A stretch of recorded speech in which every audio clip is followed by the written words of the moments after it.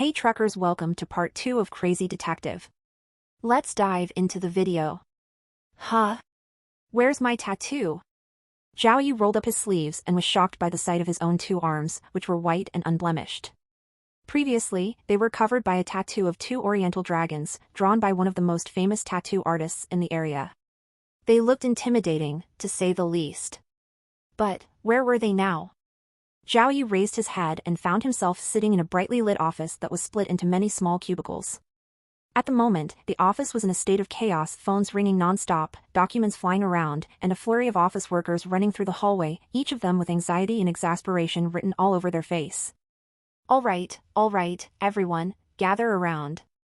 A middle-aged man clad in a brown jacket appeared and directed everyone's attention. Team leader Chu Ping shall now describe to us the situation regarding taser rape cases. Tonight, we're moving out, so everyone listen carefully. Another person quickly pulled over a whiteboard which was filled with words, along with many pictures posted on it. Upon hearing the announcement, many workers quickly crowded around the whiteboard, pulling up chairs whenever convenient before sitting and watching intently.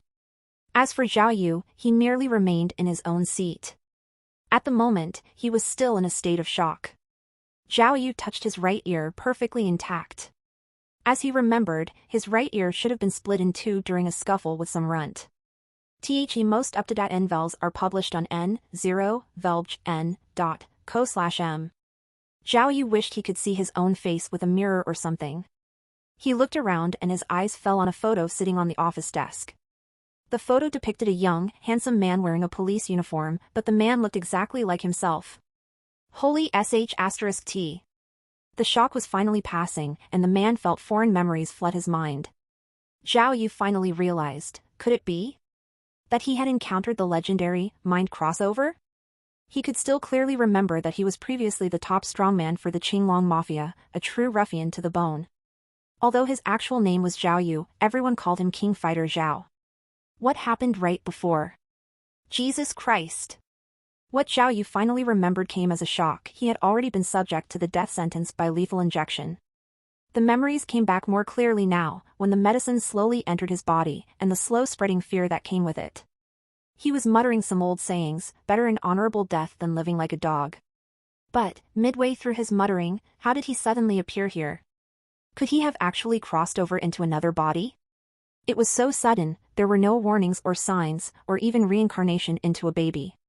With new memories entering his mind, he was shocked to realize that not only did he still reside in the regular world, but his current identity was an investigator in the Key Case Investigation Unit. In other words, he was a police officer. So, where he was sitting was the office of a police station. Jesus Christ! Zhao Yu could not believe his eyes, from a street ruffian to a Key Case Investigation Unit member. How could this be? The contrast made his head spin. The man ran a hand over his head. He previously had many blade injuries on his head that messed up his hairline. That has led to his baldness, both for convenience and intimidation. But now, he possessed long, jet-black hair, presenting the image of a handsome young man. Everyone, since the 12th of this month, our city has had 3 cases of taser rape incidents. At this time, a female investigator with short hair and large eyes was briefing everyone about the situation surrounding their mission. Zhao Yu quickly found the female investigator within his memory. She was the team leader of the Key Case Investigation Unit, Team B. Despite her youth, she possessed a sharp mind and incredible nerves, contributing to her high success rate in crime solving. The woman was also incredibly popular with the higher-ups. Usually, any cases that required full team cooperation were led by her. The victims have always been scantily dressed young females, usually with some problematic habits. Team leader Chu Ping started her introduction. The crime scenes were usually places such as bars and the like. The crimes were all committed after midnight. According to our victim's description, the perpetrator first followed her into an empty alley, then knocked her out with a taser shock before proceeding to rape her. After the act, the perpetrator then peed on the victim. Upon hearing the word peed, the entire crowd turned quiet. We've run tests on the urine sample, Chu Ping continued, and have concluded that all 3 cases were indeed done by the same person. Also, when the 3rd victim woke up in the middle of the crime act, she managed to scratch the perpetrator's face during the ensuing struggle. With this, we have also obtained blood samples as well. Team leader Chu Ping was still explaining the situation in front of the whiteboard when the previous middle-aged man wearing the brown jacket suddenly turned his head towards Zhao Yu. The man waved his hand absent-mindedly and commanded, "Hey, kid, tonight we're definitely working overtime. Why don't you run along and get us some coffee?" Zhao Yu threw a glance at the man. He was the Key Case Investigation Unit's vice captain, Liu Changhu. During Zhao Yu's internship here, the man often bullied Zhao Yu, forcing him to do menial work more like a servant than anything. Also, the Zhao Yu of this world was not some ruffian or fighter, but a weak-willed boy who had just recently completed his internship towards becoming a full-fledged cop. Not just Liu Changhu, but many other more experienced co-workers often teased him as well, giving him work that was obviously not his responsibility. "Oi! Hurry up!" Liu Changhu's smile faded when he saw Zhao Yu's lack of reaction. "Didn't you hear me? What are you spacing out for?" This Zhao Yu now was no longer just the spineless wimp he used to be. How could he start letting them push him around? The man slammed his hands loudly on the table and stood up in one swift motion. His sudden action had shocked Liu Changhu. Even team leader Chu Ping could not help but pause and turn to look at him. I'll do it instead." No one expected the interruption when a bell-like, feminine, voice rang out as the team stared at Zhao Yu. Everyone watched as a slightly chubby, ponytailed female, wearing a huge pair of glasses came into view. The girl's name was Li Bainey, a new intern at the Key Case Investigation Unit. Unfortunately, she was also a little eager. It had not even been a month since she had started, but she was already head over heels in love with Zhao Yu. It was not much of a surprise, though. Despite Zhao Yu's weak personality making him a constant target of bullying, he was easy on the eye, to say the least, 5 feet 10 inches tall, elegant, young, and handsome. The man was definitely the type to turn heads on the street.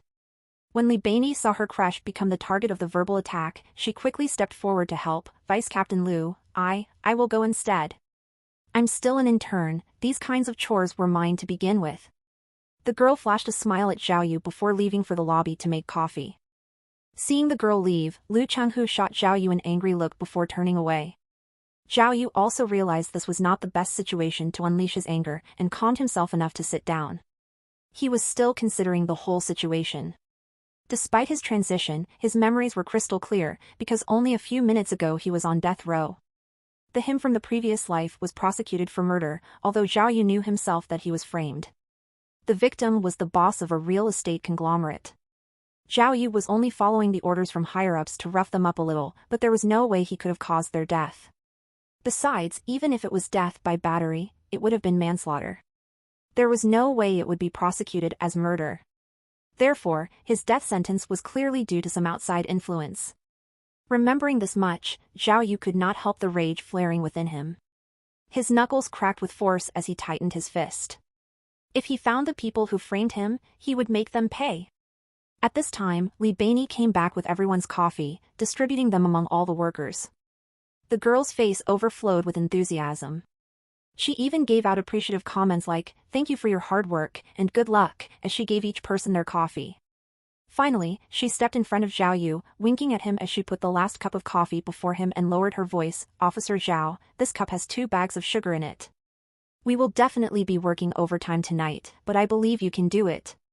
Even before Zhao Yu showed any reaction, the girl had already turned around to put the plate away, with a smile on her face. Captain Chu Ping had finished explaining the case and stepped aside to give the floor to Captain Jean Jinbong, the top brass of the investigation unit. Captain Jean was already over 50 years old, with peppered gray hair. The man was immensely serious during work, rarely cracking a smile.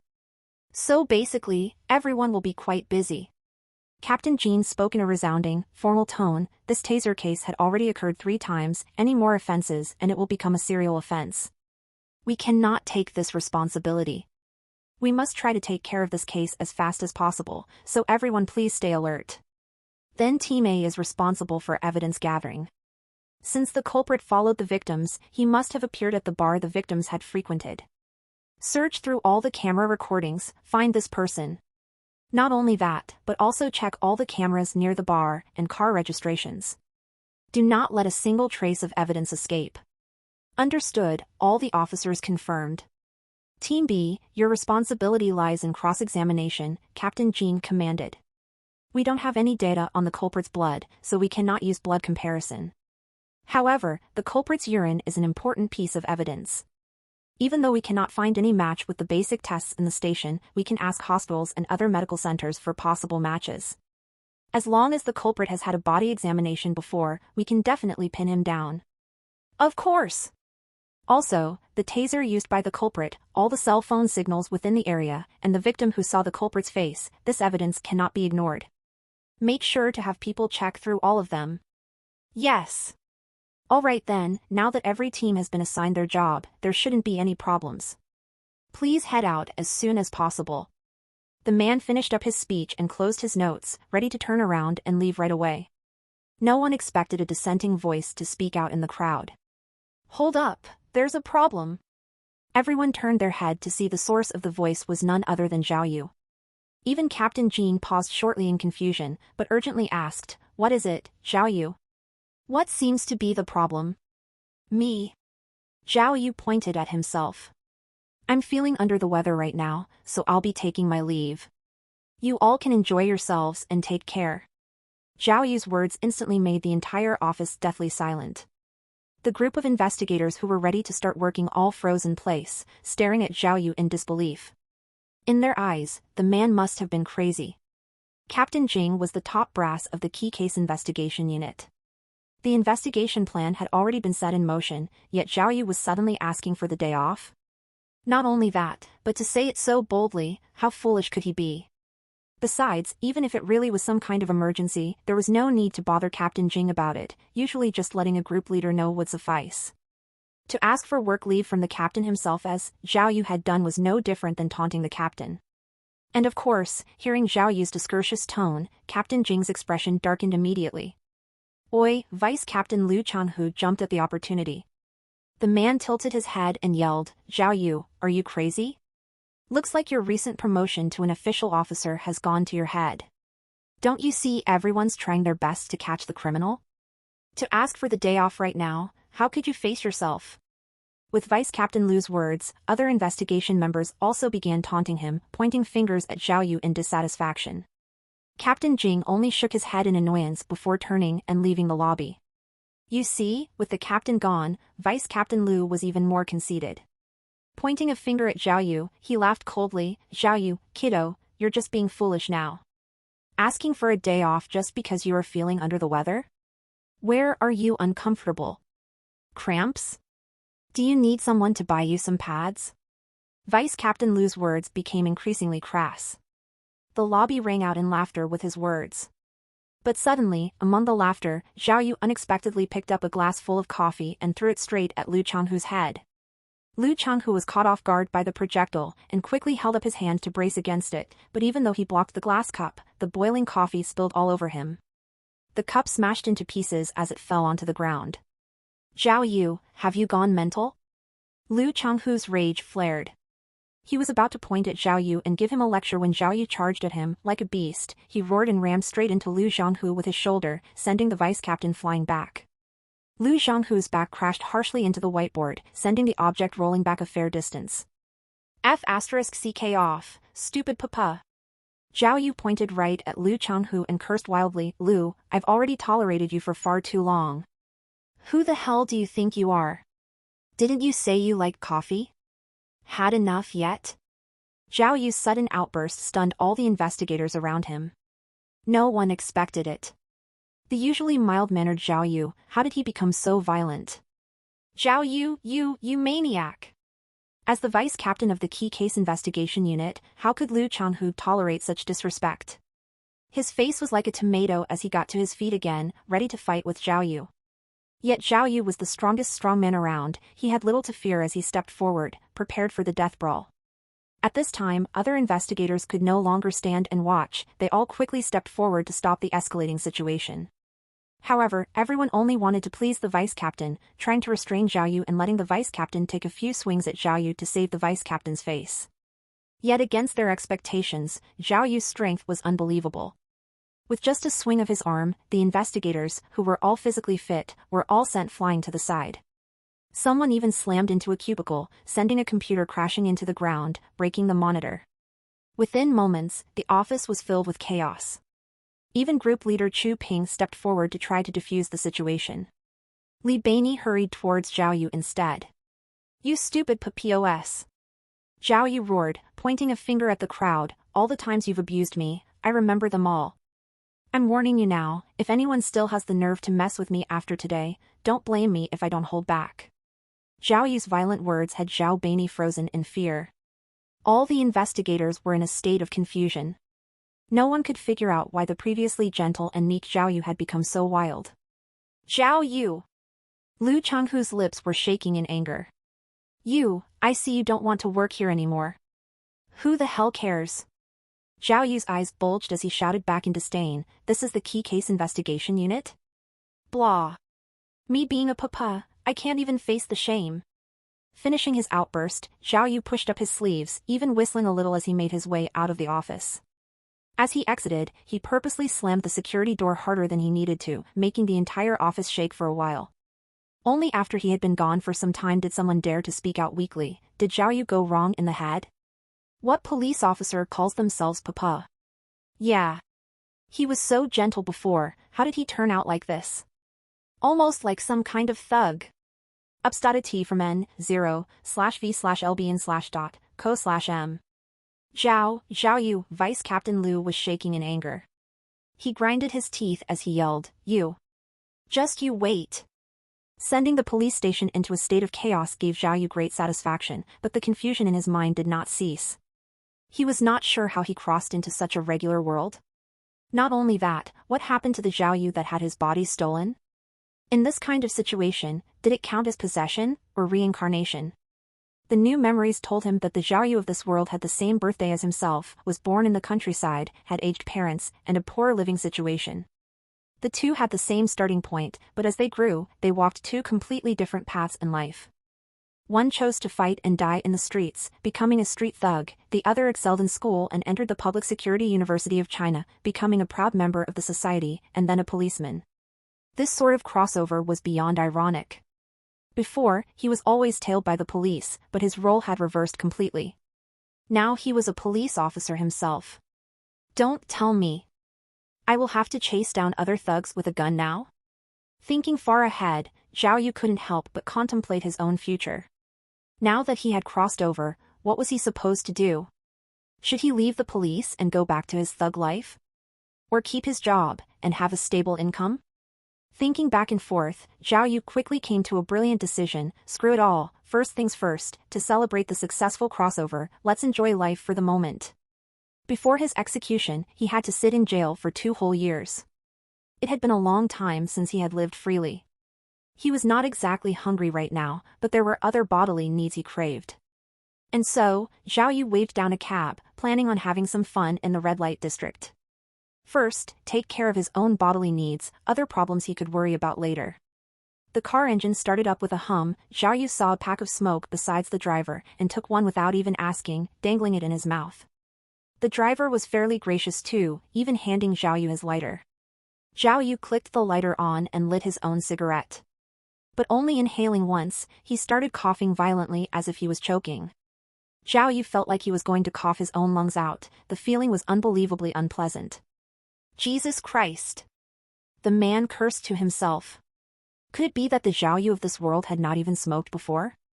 Unexpectedly, he barely finished his thoughts when he felt a rumbling in his mind, followed by a clear, androgynous voice speaking out suddenly, miracle system successfully engaged, randomizing. What the hell was that? Zhao Yu turned to the cab driver, but the driver's blank expression told him that he had no idea what Zhao Yu was talking about. Zhao Yu suddenly realized, only he could hear the voice just now. Gen DUI hexagram. The voice in his mind was loud and clear, Gen 4 mountain, and DUI 4 lake. Lake in the mountain, not hard to find. You are blessed. Good luck with cum. Take it easy. The words were spoken quickly, and stopped within a few seconds, returning to silence. Zhao Yu gaped, he didn't remember a single word of what was said. What the hell was that? Why were there voices in his head? Am I going crazy? Wait! Suddenly, Zhao Yu remembered the first few words, miracle system. Miracle system? Oh! Zhao Yu finally remembered the familiar routine. In all the crossover dramas he had watched, there were always some magical system that appeared. Using this system, promotions, and escaping crimes were all easily achievable. Aha, Holy sh*t. He had obtained the miracle system? But, this miracle system, what does it do? Since this is the miracle system, should there be some sort of introduction? But when Zhao Yu tried to search through his mind, there was no such thing. He could not even recall the strange voice that had just spoken to him. He angrily slapped his head over and over, but there was no change. What the hell is this? Just now the voice spoke too quickly. He did not even hear it completely, only remembering a few words related to the lottery. He could not help but think, could it be that the so-called miracle system was just some lottery system? If so, did I win the jackpot, or the complete opposite? Zhao Yu could not help but feel a little disappointed. Even if he had won some sort of system, it was probably the easiest one to win in history. He tried to smoke a few more puffs, but realized that after his violent cough session just now, the cigarette was already extinguished. He sighed heavily. He returned to searching through his memory, and realized the Zhao Yu of this world was in a terrible financial situation, living in the work dorms, eating in the police station cafeteria, and he did not even have $1,000 worth of savings. Looking at the situation, it seemed like his only source of income was the salary from the police station. How sad! Back when he was a thug, every day was a feast. Even though he did not live in any fancy houses, there were hot girls here and there, and every night was always a party. His life could have been compared to that of a king's. Compared to now, it seemed like his old life was much better. But back then, every day was deathmatch after deathmatch, the danger level was much higher than just being a policeman. Also, there were too many scums, it was easy to just die because of some hidden agenda. He was a living example of such. Zhao Yu quickly scanned through his memories, and realized the current world and his old one were not very different except for a few details. Although they lived in the same city, there were not any familiar faces or places from his previous life, none of the old gangs existed, and of course, none of his old friends or underlings. But even if they did, none of them would recognize Zhao Yu now, because the current Zhao Yu was a policeman. He sighed again. Let's not think about this anymore. Zhao Yu turned his eyes to the front. The car was not far from the most infamous red light district within the city. He figured he would first play around for a bit and have some fun before he would worry about anything else. After the car stopped, Zhao Yu put the cab driver's pack of cigarettes and lighter in his own pocket. When the man saw 29 displayed on the fare meter, he quickly pulled out his police badge. Key Case Investigation Unit on the job. Thank you for your cooperation. Zhao Yu spoke with a stern expression. I've already memorized your plate number, just wait for your exemplary citizen certificate. Ignoring the driver's confused expression, he opened the car door and disappeared. In his memory, the old Zhao Yu was a goody two-shoes. He never would have come to this sort of dubious place.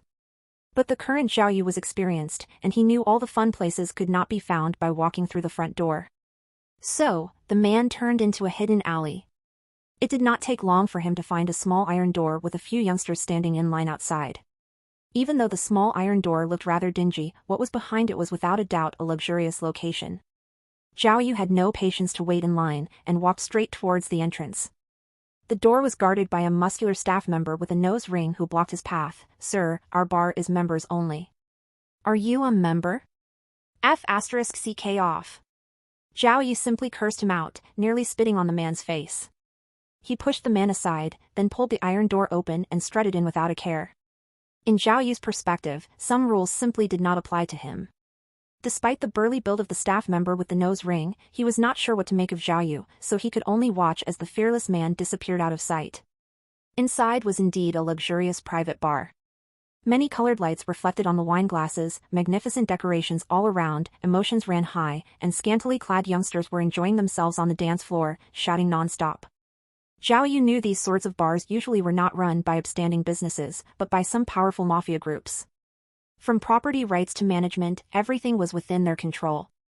Back when he was on the streets, Zhao Yu commanded many of these kinds of places just by himself. He could be considered a pro at this. Of course, he also knew that within some of these darkened, private rooms, there were always many illegal activities occurring. If you wanted to catch criminals, it was like a dime a dozen in these places. But today, Zhao Yu was only here to enjoy himself. He only wanted to satisfy his manly urges. After making a few rounds around the bar, he quickly found his target. Sitting in front of the bar was a slim, dainty female. The woman wore a black and white striped, business casual outfit. She was slightly plump, elegantly postured, with a face to match her beautiful figure. Her cheeks were reddened, with many wine glasses laid before her. It was clear she had been drinking more than a little. Girls like these were easy targets. Zhao Yu was celebrating inside. He should be able to take care of this fast and easy. Hey beautiful, are you by yourself? The man barely took a seat before he started his classic pickup lines. How about a drink or two with me? I know some amazing cocktail recipes. Are you interested in trying some? The woman had a spacey look on her face as she looked at Zhao Yu contemplatively, smiled, and hiccuped. Sorry handsome, your pickup line was wasted. Haha, I'm not just some pure and pretty face. I'm not here for a date. Oh. As soon as the woman opened her mouth, Zhao Yu understood. This woman was not some innocent drunk girl, she was here for business. Originally, Zhao Yu was just here to pick up a pretty girl, and he had no intention to pay for it.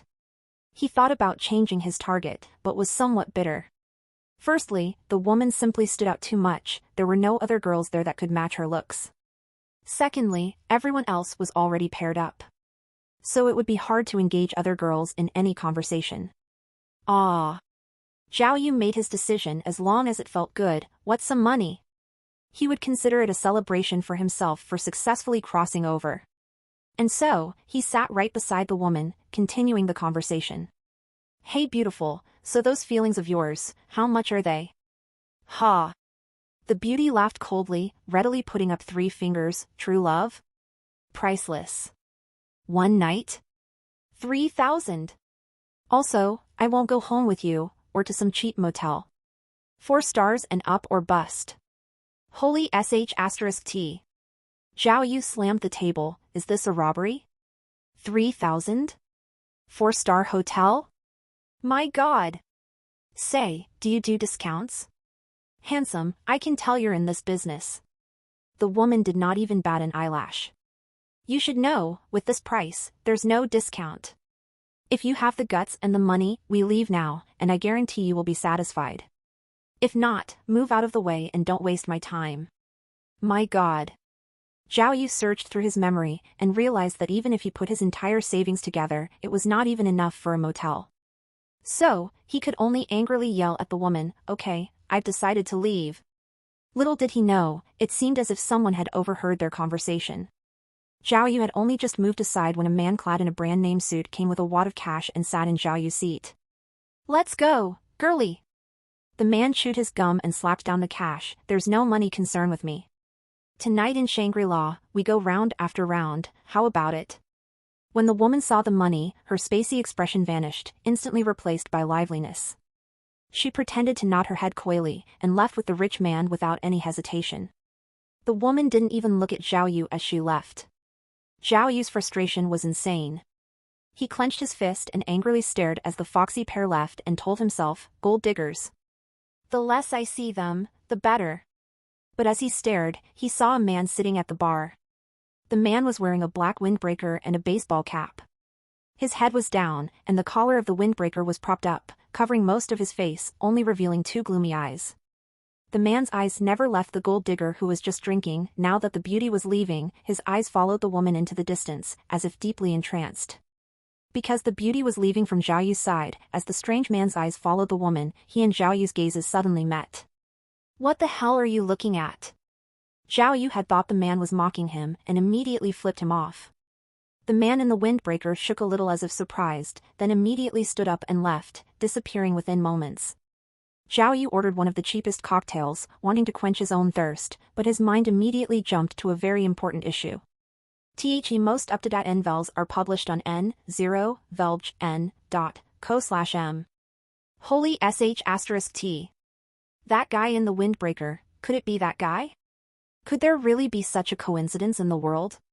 Zhao Yu tried to convince himself otherwise. He was probably thinking too much. There was no way. He had just finished listening to the briefing for the Taser rape criminal case, and had he really seen the culprit himself? Those kind of odds must be smaller than winning the lottery. Zhao Yu held the wine glass in his hand, yet he could not drink properly at all. The man in the windbreaker was just too suspicious. Baseball cap, lowered head, gloomy expression, and that suspicious feeling. Zhao Yu thought about group leader Chu Ping's case briefing. The Taser rape case victims were all females with questionable habits. It fit that gold digger perfectly.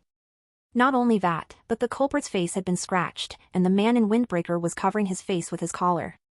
Could it be? Could it really be that the male in the windbreaker was the Taser rapist? Having come to that thought, Zhao Yu could no longer sit around.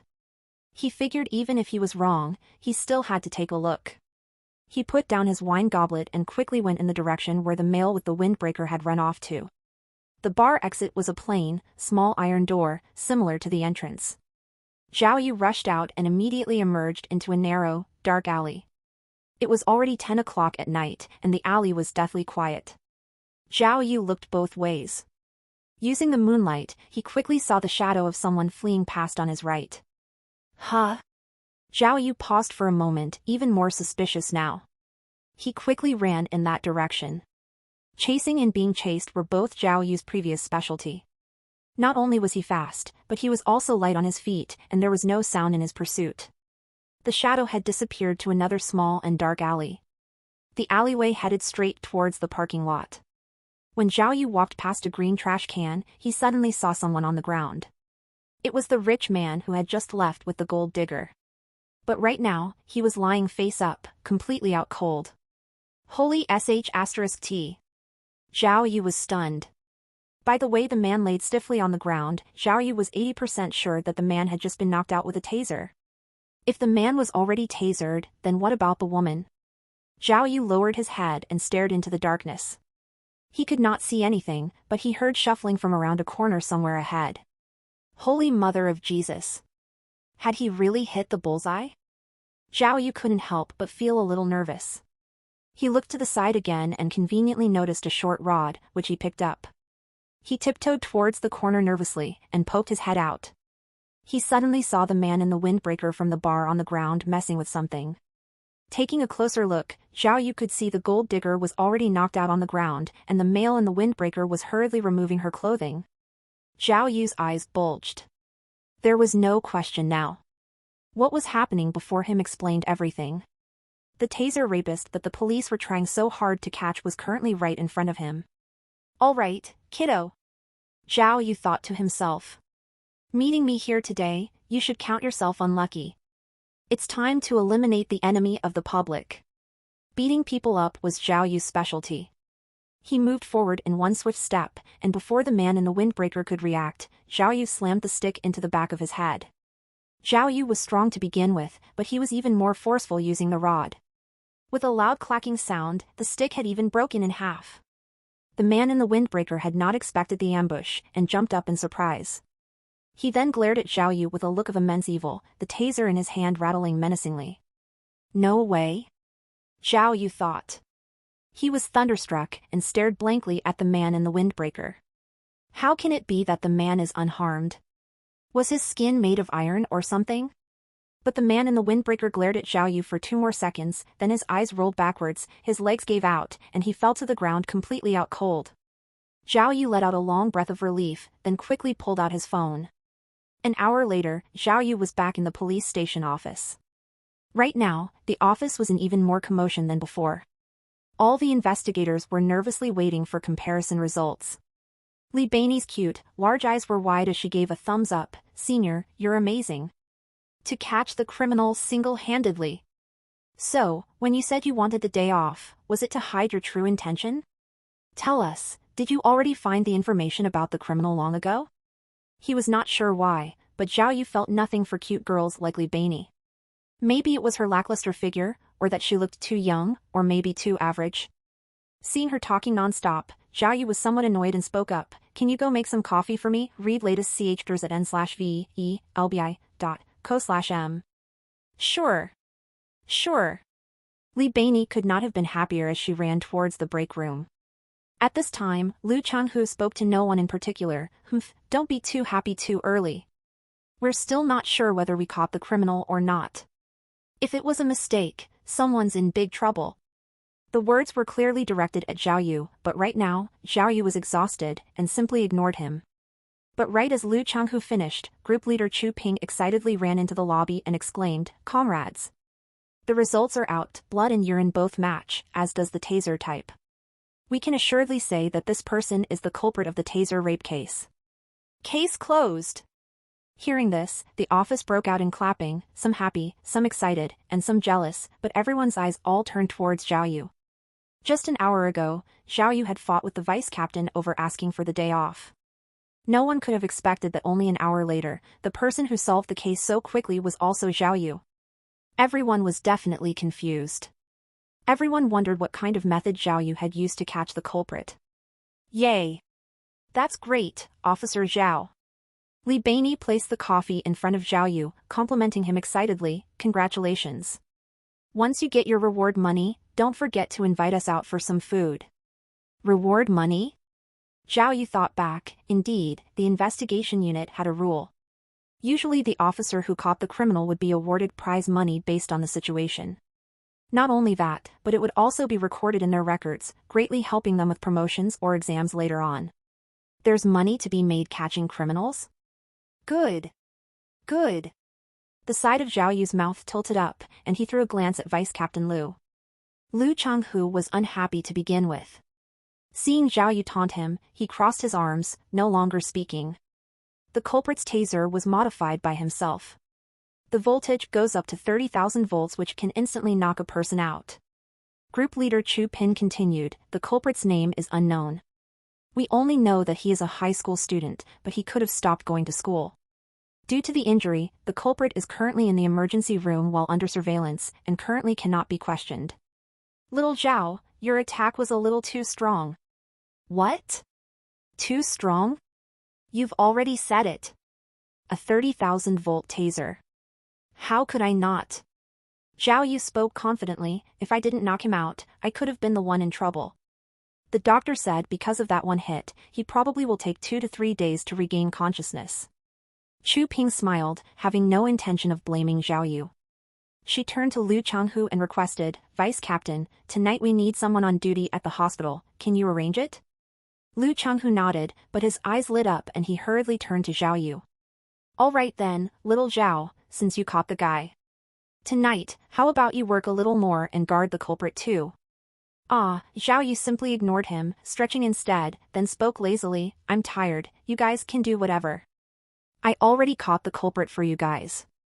I'm going to go and take a good nap now. Aha. You. Lu Changhu's face twisted in anger. Zhao Yu, this is a police station, we have our rules, what kind of attitude is that? What? You caught a criminal, and now you're the king of the world? Humph. If you ask me, you probably just got lucky, so what's there to be proud of? Oh right, just before, who was it that said they didn't care about being a police officer? Who dash? Lu Changhu was talking excitedly, but faltered when he saw Zhao Yu grab his glass cup, still filled with coffee. He flinched, then reflexively backed away, ducking behind the side of a cubicle. Zhao Yu picked up the glass cup quickly but raised it to his mouth and took a gulp, having no intent of throwing it. With this, Lu Changhu felt even more awkward hiding behind the desk. Zhao Yu had wanted to tease Lu more, but as the coffee entered his stomach, a clear, crisp voice suddenly spoke, today's adventure was completed. Completion rate, 75%. Congratulations, obtained one invisible item, please accept. Another voice. Again? Zhao Yu was caught off guard. He had wanted to listen more carefully, but the voice disappeared as suddenly as it came, returning to silence. Reward? The man only remembered the word reward. Reward, reward, where are you? Just as he was thinking of the word, his mind suddenly displayed a virtual image. There was a small, round black ball displayed on the image in 3D. Zhao Yu clicked on the black ball using his thoughts, and a voice suddenly rang out in his head, invisibility eavesdropper device. One-time use. After usage, allows for invisible eavesdropping, completely undetectable. Lasts 48 hours. What? What? Zhao Yu was puzzled by the sudden introduction, and hurriedly clicked on the ball again, causing the voice in his head to replay the description of the invisibility eavesdropper device. Officer Zhao, I put 2 bags of sugar in this cup of coffee again. Li Baini watched Zhao Yu's spacey expression and assumed he was simply enjoying the coffee too much. Zhao Yu was instantly pulled back to reality and was dismayed by the crowded noise around him. He wanted to find a quieter place and pondered this new development.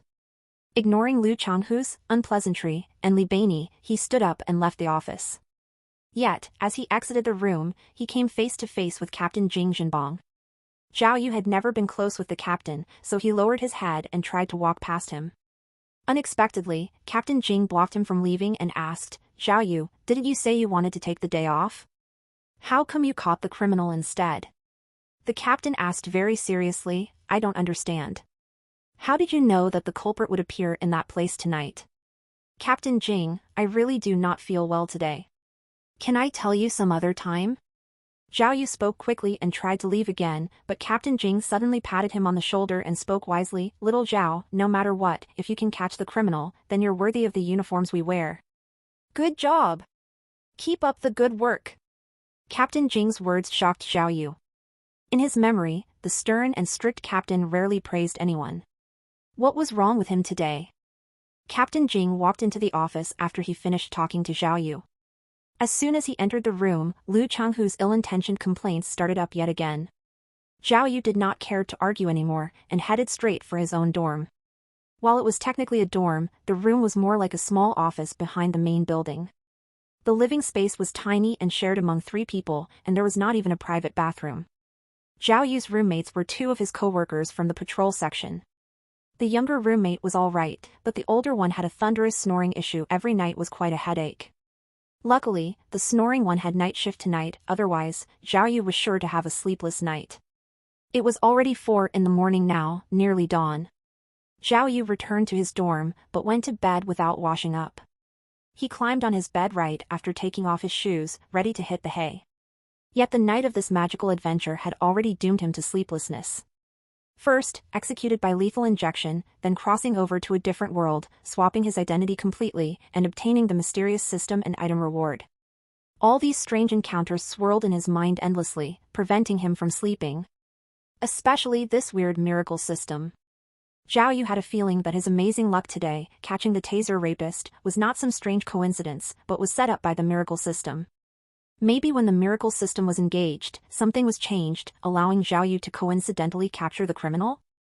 After the case was closed, the system even told him his completion rate was 70-something%.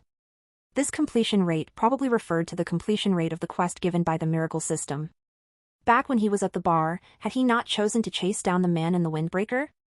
If he had not chased him, could his completion rate have been drastically lower? Then that meant, no matter how many opportunities the miracle system set up for him, in the end, it was up to him to take those opportunities in order to succeed. Thinking up to this point, Zhao Yu could not help but feel somewhat excited.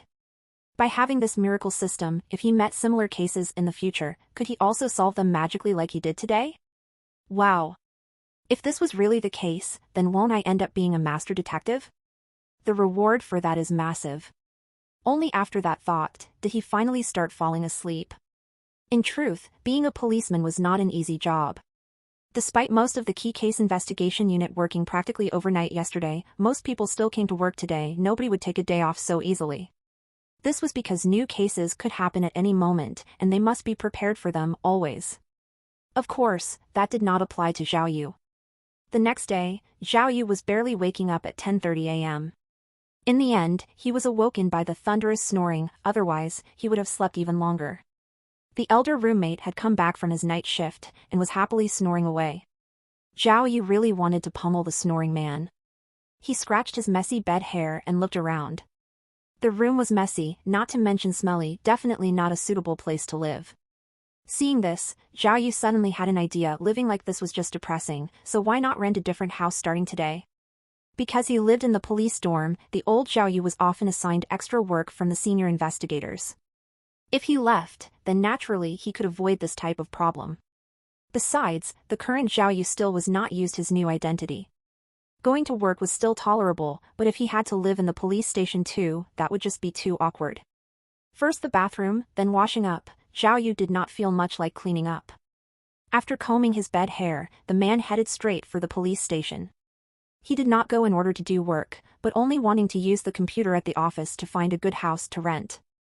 As he climbed the stairs, he ran into a few officers smoking along the way. The smell of the smoke aroused his own old addiction.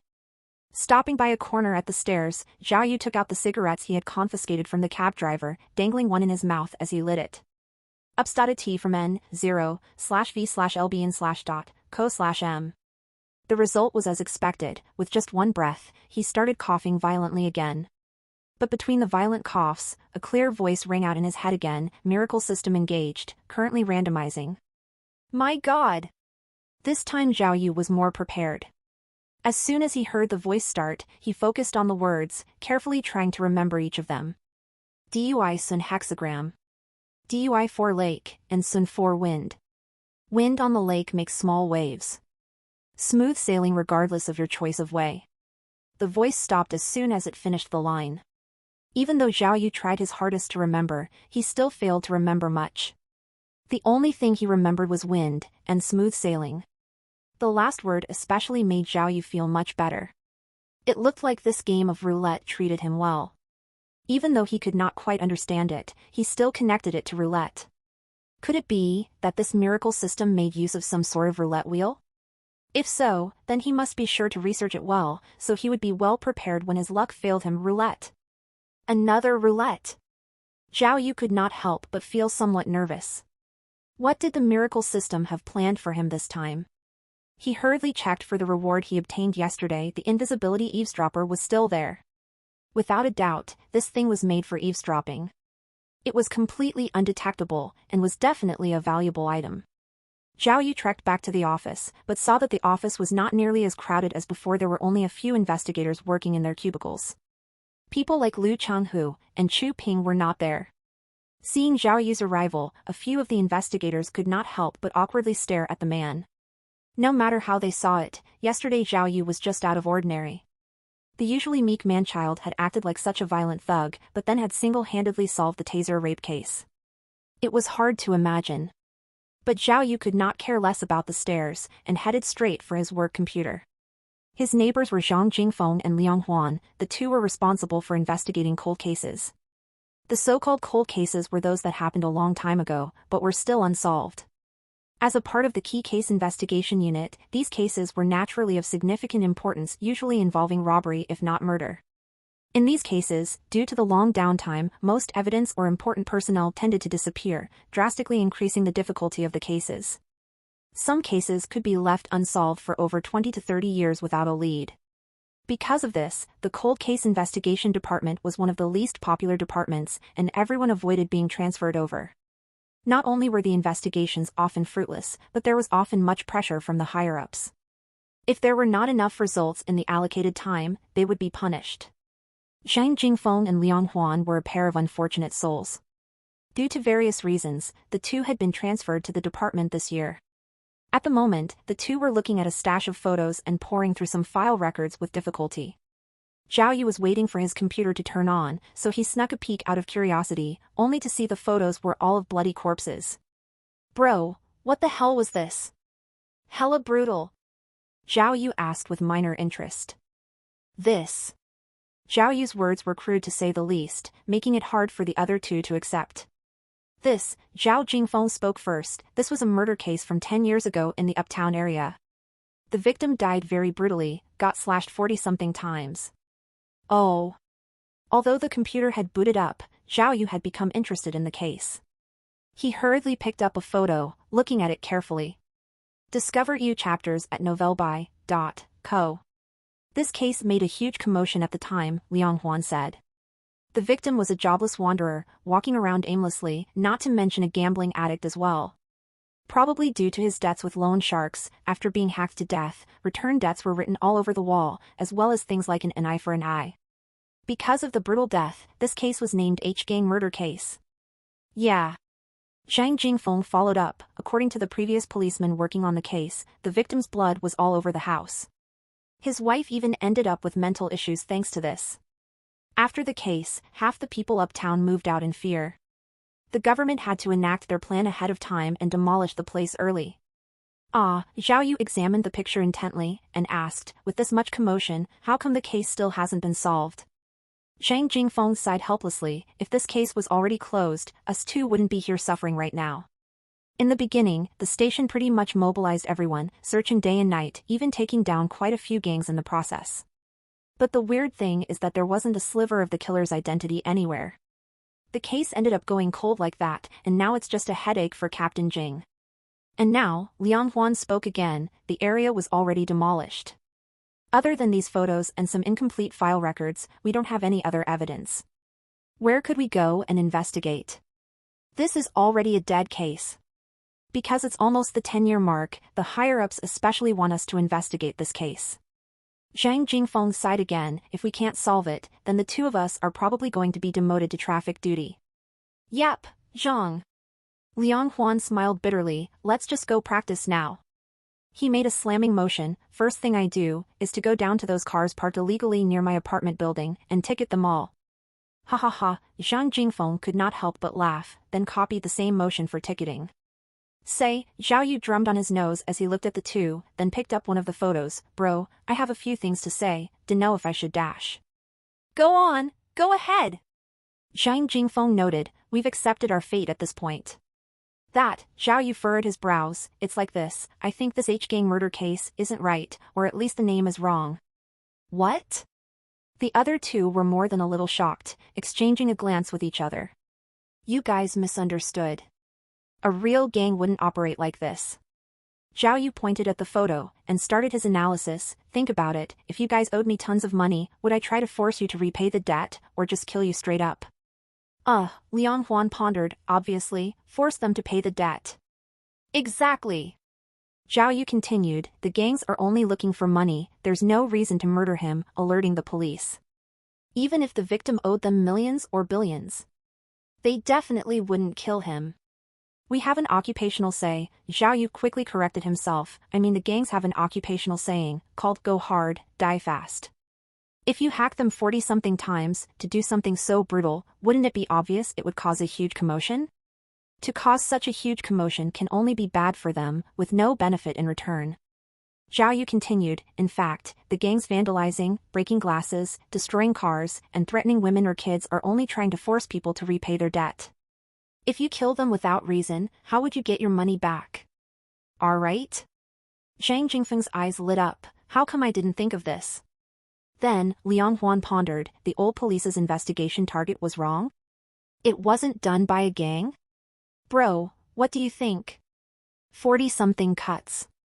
Zhao Yu thought about it more, murder only takes one, yet the murderer hacked the victim 40-something times.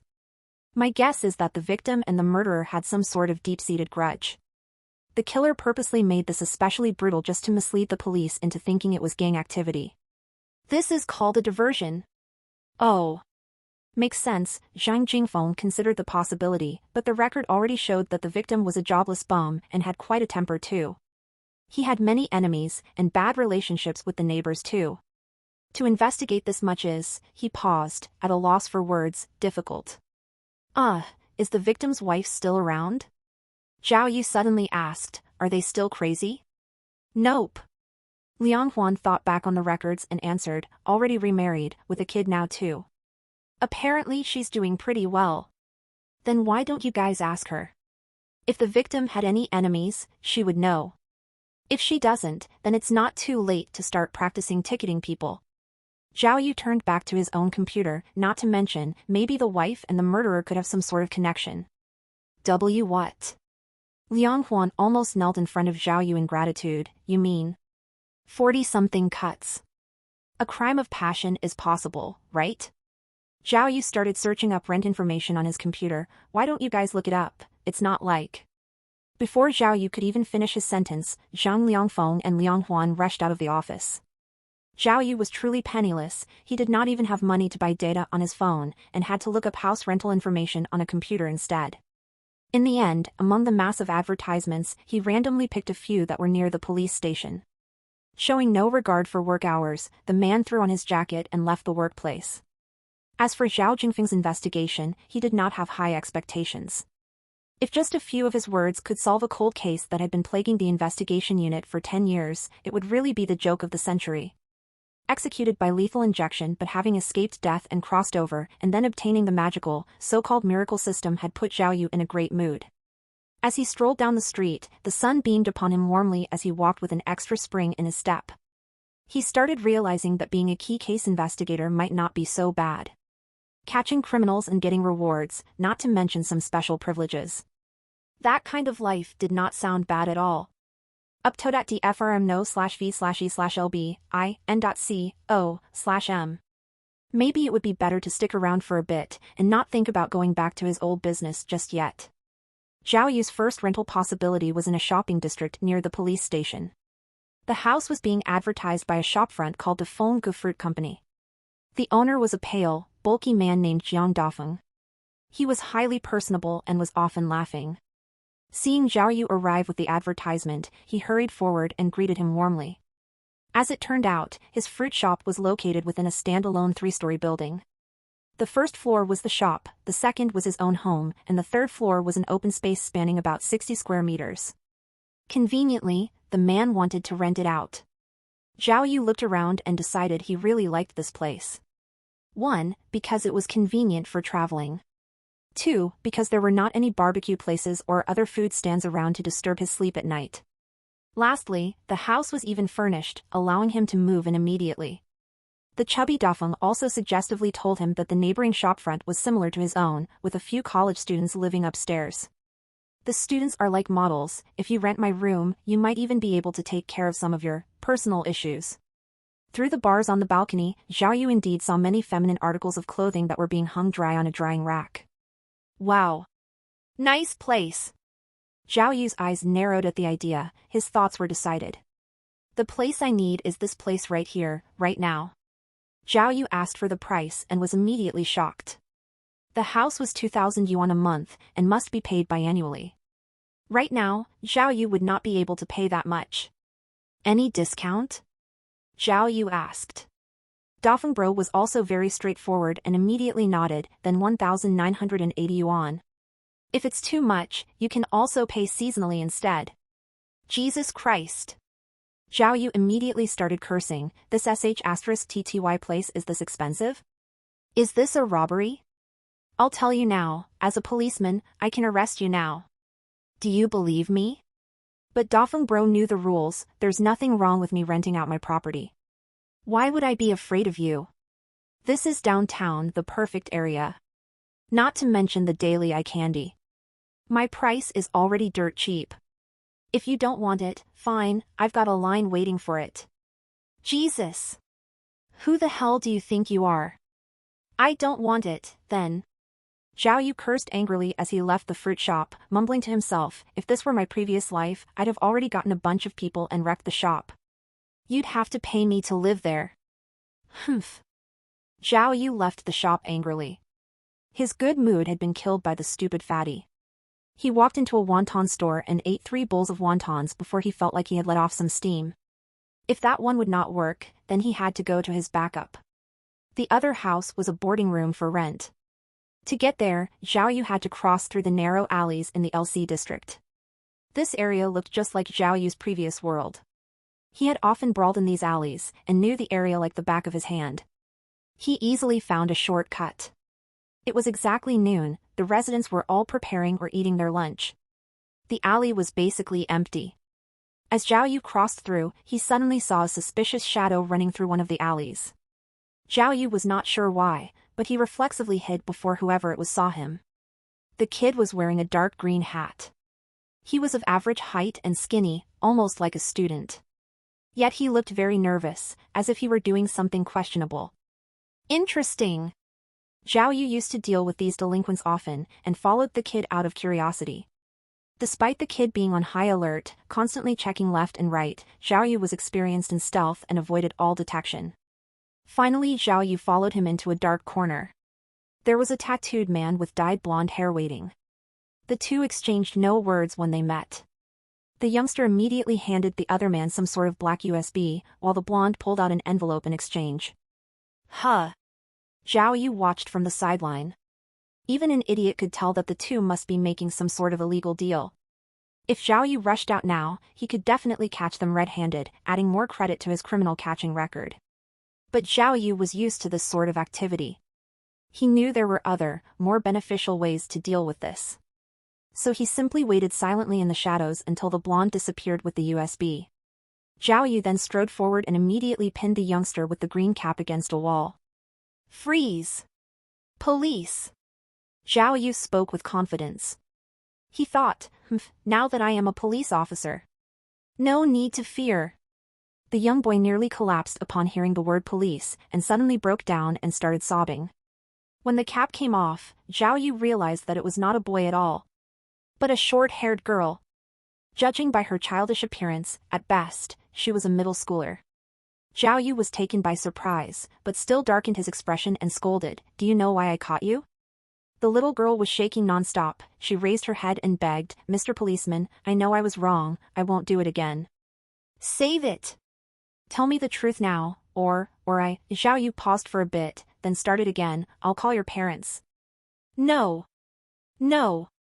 The girl looked much more anxious now. "Please don't tell my parents. If my dad finds out about this, he'll kill me." Zhao Yu saw the girl was not a threat and let her go, but snatched the envelope. Opening it, he saw that there was a huge wad of cash. Whoa! Zhao Yu had assumed the envelope probably contained money, but he did not anticipate it would be this much. He questioned the girl in a hurry, "Quick, this money, how'd you get it?" Hearing this, the little girl started wailing. She grabbed Zhao Yu's arm and begged pitifully, "Mr. Policeman. This was really my first time, please let me go.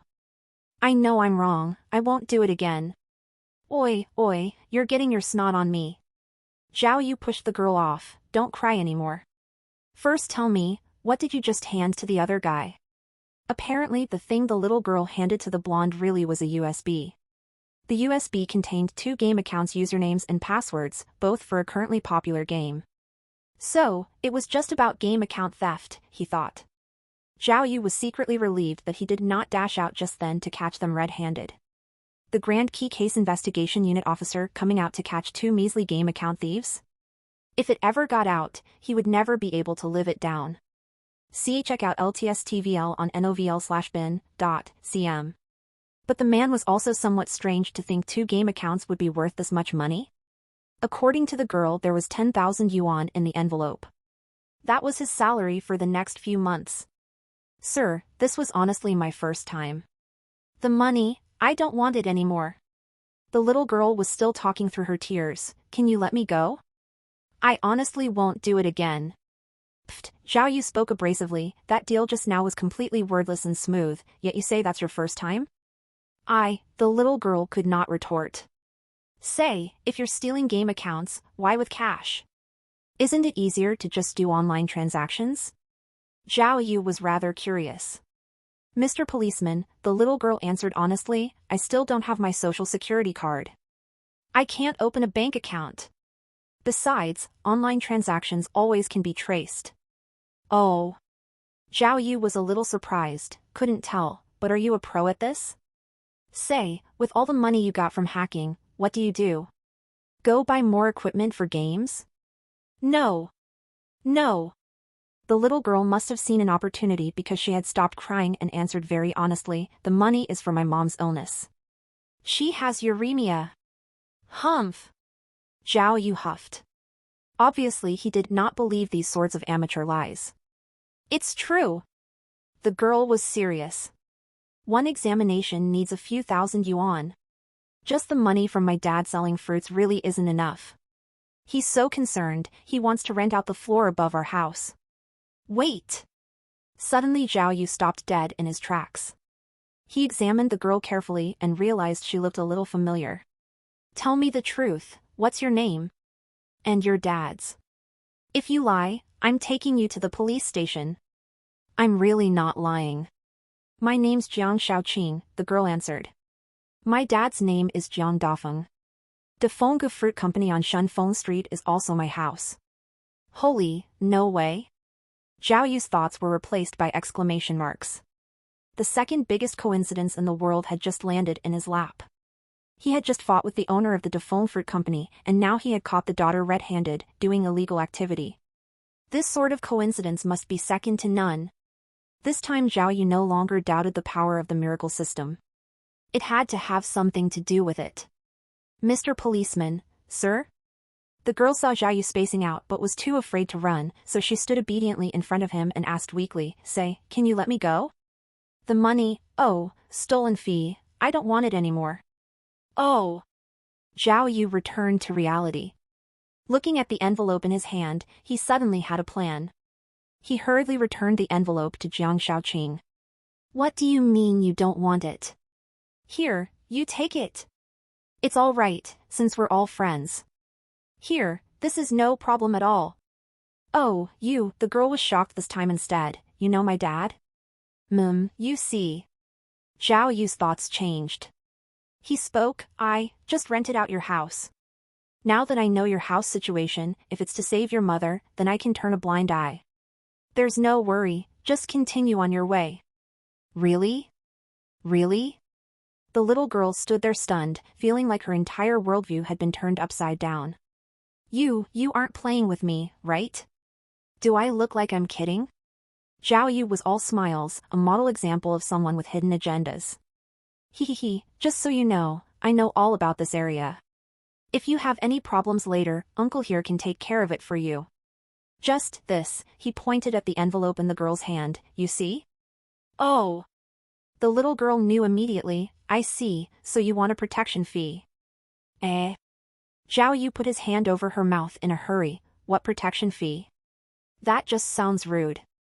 This business is our cooperation. You're the technician, and I run the business. Since we're cooperating, then obviously we should split the reward. Mister, I think, the little girl asked rather meekly, I'm also doing the business side, right? Zhao Yu wrinkled his brows. It's fine, I'm the subordinate in this discussion anyway. Jiang Shaoqing was blunt and concise, you not arresting me is already good enough. Then, how much do you want to split? The rule on the street is you, 30, me, 70. Zhao Yu was a pro in this field, but, since I know your dad well, I'll be nice. You, 40, me, 60, how about it? Huh? No. The little girl argued helplessly, my mom really needs the money, that won't be enough. Zhao Yu frowned, then 50-50, that's final. Just do your thing one time every month. Gotta teach those addicted kids a lesson anyway. Every day, wasting their parents' money on games and equipment. They deserve to lose their account. This way, they can learn their lesson. Even though he was trying to convince the girl into doing more questionable activities, Zhao Yu spoke as if they were on the side of justice. The way he talked, full of confidence, spoke volumes for his god-level shamelessness. Jiang Shaoqing was only an inexperienced child, how could she win against Zhao Yu? In the end, she gave up. 20 minutes later, Zhao Yu was holding the 5,000 yuan reward he had obtained from Jiang Shaoqing. The man was walking back to Dafeng Fruit Company as he planned to rent out the house. As it turned out, after he left someone else had come for the house. 2 young men had set their eyes on the property. When Zhao Yu arrived, they had just paid the rent. The chubby Jiang Dafeng was standing there laughing as he thumbed through the bills. Stop! Zhao Yu immediately roared as he strode over, causing everyone to jump. What kind of situation is this? Jiang Dafeng raised his head to see Zhao Yu. He did not even have time to react. Zhao Yu was already inches from him, savagely yelling, Holy sh*t, you stupid fatty. Didn't you say you already rented the house to me? How come I come back with the money and you've already rented it to someone else? Do you still want to live? Huh? Zhao Yu's fierce expression intimidated the 2 young men, who were too afraid to open their mouths. No, Jiang Dafeng was confused, didn't you say you didn't? Didn't King WH, as he cursed, Zhao Yu grabbed hold of a piece of sugar cane. Look here, you want me to crush your stupid shop? When he finished, he pointed the cane at the 2 men, I'll say it right now, whoever it was that wanted to rent this house, you should reconsider. I'll be watching your every King move, if you guys have some unfortunate. Jiang Dafeng was enraged as he yelled, if you keep this up, I'm calling the police. Zhao Yu immediately pulled out his own police ID. You want to King call the police? First I'll search your shop. Just now, someone reported you're selling rotten fruit. The 2 young men already took their money and disappeared before Zhao Yu could finish. Jiang Dafeng raised his hands in defeat. All right. Bro, you win. You win, you can take the house, all right? He sighed in defeat, geez, the shameless are truly invincible.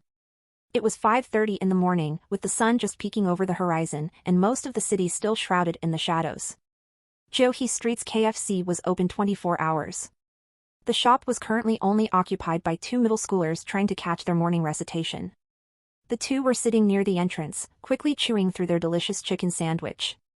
Suddenly the door opened. A person wobbled into the store.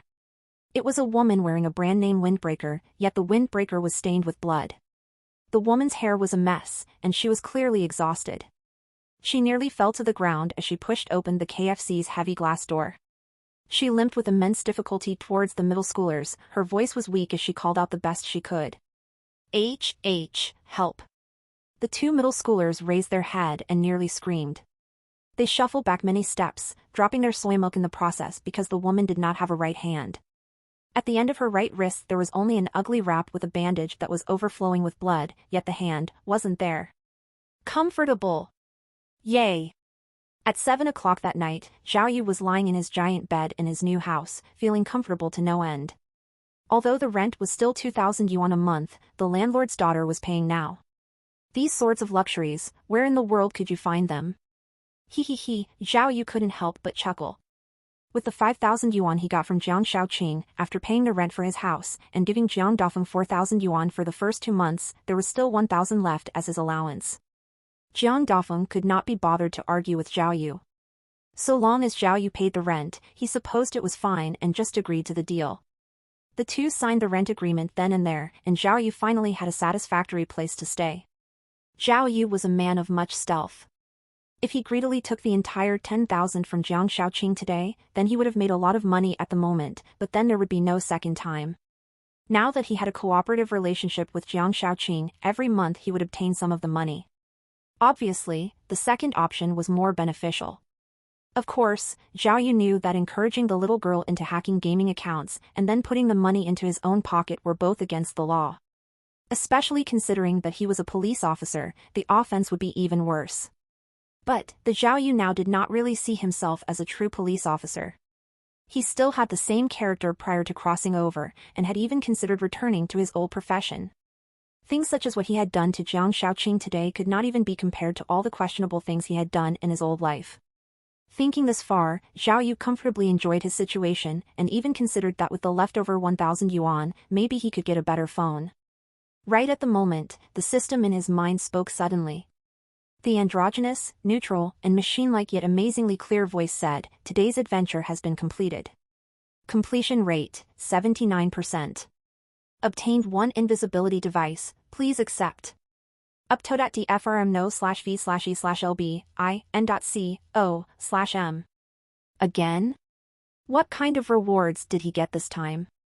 Zhao Yu could not wait a second longer as he rushed to check in his mind. In his head there was an extra black, round ball. Upon clicking it, the system's voice started immediately, invisible tracking device, after use can achieve invisible tracking ability, undetectable, lasts for 48 hours. Invisible tracking device? Zhao Yu thought it over. It's probably just something used to track people. Put it on someone, then immediately know their position? This time Zhao Yu could not help but feel a little disappointed. He had expected some better rewards from the system. Like some overpowered items for X-ray vision, wall phase, cloning skills, or even some kind of invisible camera or knockout pills, maybe. But it had only been eavesdropping or tracking so far. Not to mention, it had a time limit. What fun is that? Zhao Yu started pondering again. This time the adventure completion rate was 79%. If it was higher, would he get something even better? But how could he get a higher completion rate? He thought maybe he should restart the system again and this time carefully observe what happens. So he pulled out his cigarette, lit it and breathed in deeply. But strangely, this time he did not even cough. He tried taking a few more puffs but had absolutely no reaction. Huh? What happened? How come it doesn't even work anymore? He breathed in deeply over and over until he could not catch his breath, yet the magical miracle system did not appear. His mind was quiet as usual. After a short moment of panic, Zhao Yu calmed down and started analyzing the situation. Thinking back to the 2 times he managed to activate the system and complete the adventure, he quickly realized a possibility. Could it be, the miracle system could only be activated once a day? So today he already used it up, and had to wait till tomorrow? Zhao Yu was focused on figuring out the mystery of the miracle system when his phone suddenly rang. He picked it up and saw that it was Li Bainey. "Hello? Officer Zhao, where are you? How come you still haven't arrived? The entire unit's waiting on you," said Li Bainey's urgent voice. "What's up? Go where?" Zhao Yu answered lazily. "No way." Li Bainey sounded surprised. "Didn't you get the text? The lost hand case. The whole team is at the office for a meeting. Hurry up and come, hurry." The line shut off, and Zhao Yu now saw the phone notification.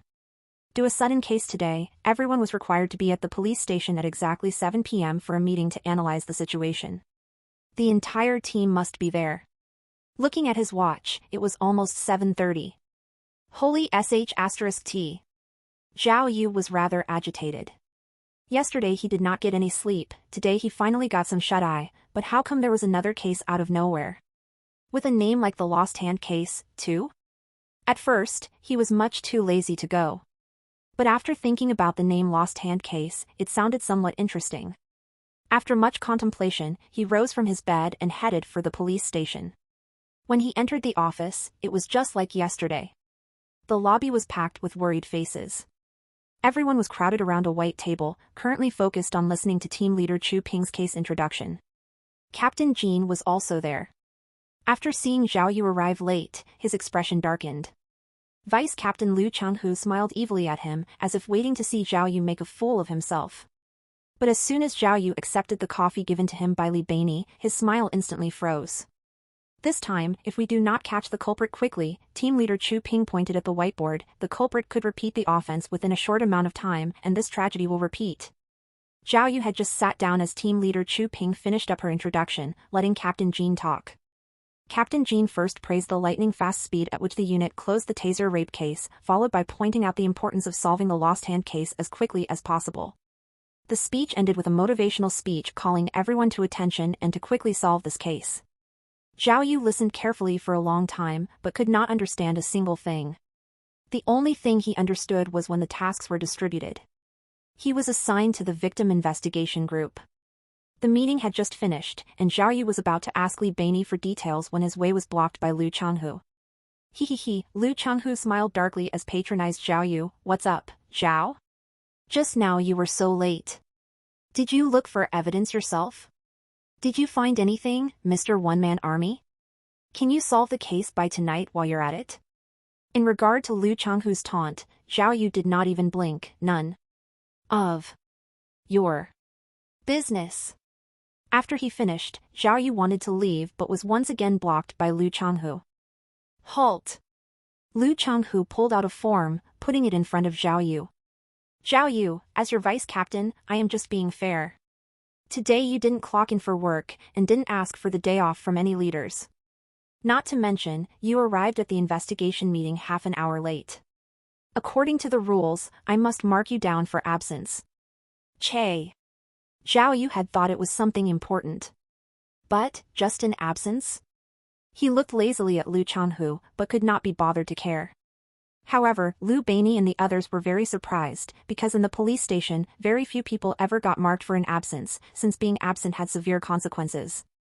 Because the key case investigation unit's investigators were often doing field work and working overtime, their attendance was not documented by something simple like signing their name on a card, but rather, they were noted by every team's team leader personally. Based on the overtime situation, they were given breaks accordingly. This allowed for some wiggle room for the workers. Zhao Yu was a part of Team A, so his attendance was naturally managed by the Team A leader. But Team A's leader, Mao Wei, was currently injured and hospitalized. Thus, the attendance duty for Team A had temporarily been given to Vice Captain Liu Changhu. Despite the strict attendance rules, there was still some breathing room. Usually taking a day off here and there was reasonable. Unless there were emergency cases, people normally would not care too much. But today, Liu Changhu clearly had something against Zhao Yu to decide to mark him down for an absence. In regular jobs, being absent usually did not have many repercussions, but in the police department, absence reflected on your attitude. The higher-ups gave very strict punishments: absent once, lose 1 month worth of salary, and stripped of the possibility of being yearly model investigator; absent twice, denounced in front of the entire investigation unit, and on the third time, you would be transferred out of the key case investigation unit. The repercussions of an absence could not be ignored. Lu Changhu doing such a thing was clearly an act of revenge. That was not even the extent of Lu Changhu's actions. Lu Changhu also took a slip from the attendance sheet and smiled. "Oh, also, last night you went crazy and smashed one of our computer monitors. Here's the bill, 1,800 yuan. I've already asked the higher-ups, and they all agreed that you should pay it. Later just submit the money to the finance department. Hey." Seeing Zhao Yu putting a hand on his coffee cup, Lu Changhu retreated in a hurry. You better watch your attitude. If you go crazy again, I'll report you for assault. The office has cameras, don't be rash. Vice Captain Lu. Li Bainey could not watch anymore. Her expression was determined as she argued with Lu Changhu. "Last night we all saw it. The computer wasn't smashed by Officer Lu. How was it not him?" Lu Changhu craned his neck condescendingly. "If it wasn't him going crazy, how would the computer have been smashed?" "Right." Another young investigator chimed in. "If it wasn't for Zhao Yu pushing me, I wouldn't have bumped into the computer. This was definitely his responsibility." Yeah. A few other investigators took Lu Changhu's side. The atmosphere within the office immediately turned hostile. Everyone was ready to fight. Find new stories on nov/elbin.com. Hehehe. Seeing the start of a fight, Zhao Yu smiled instead.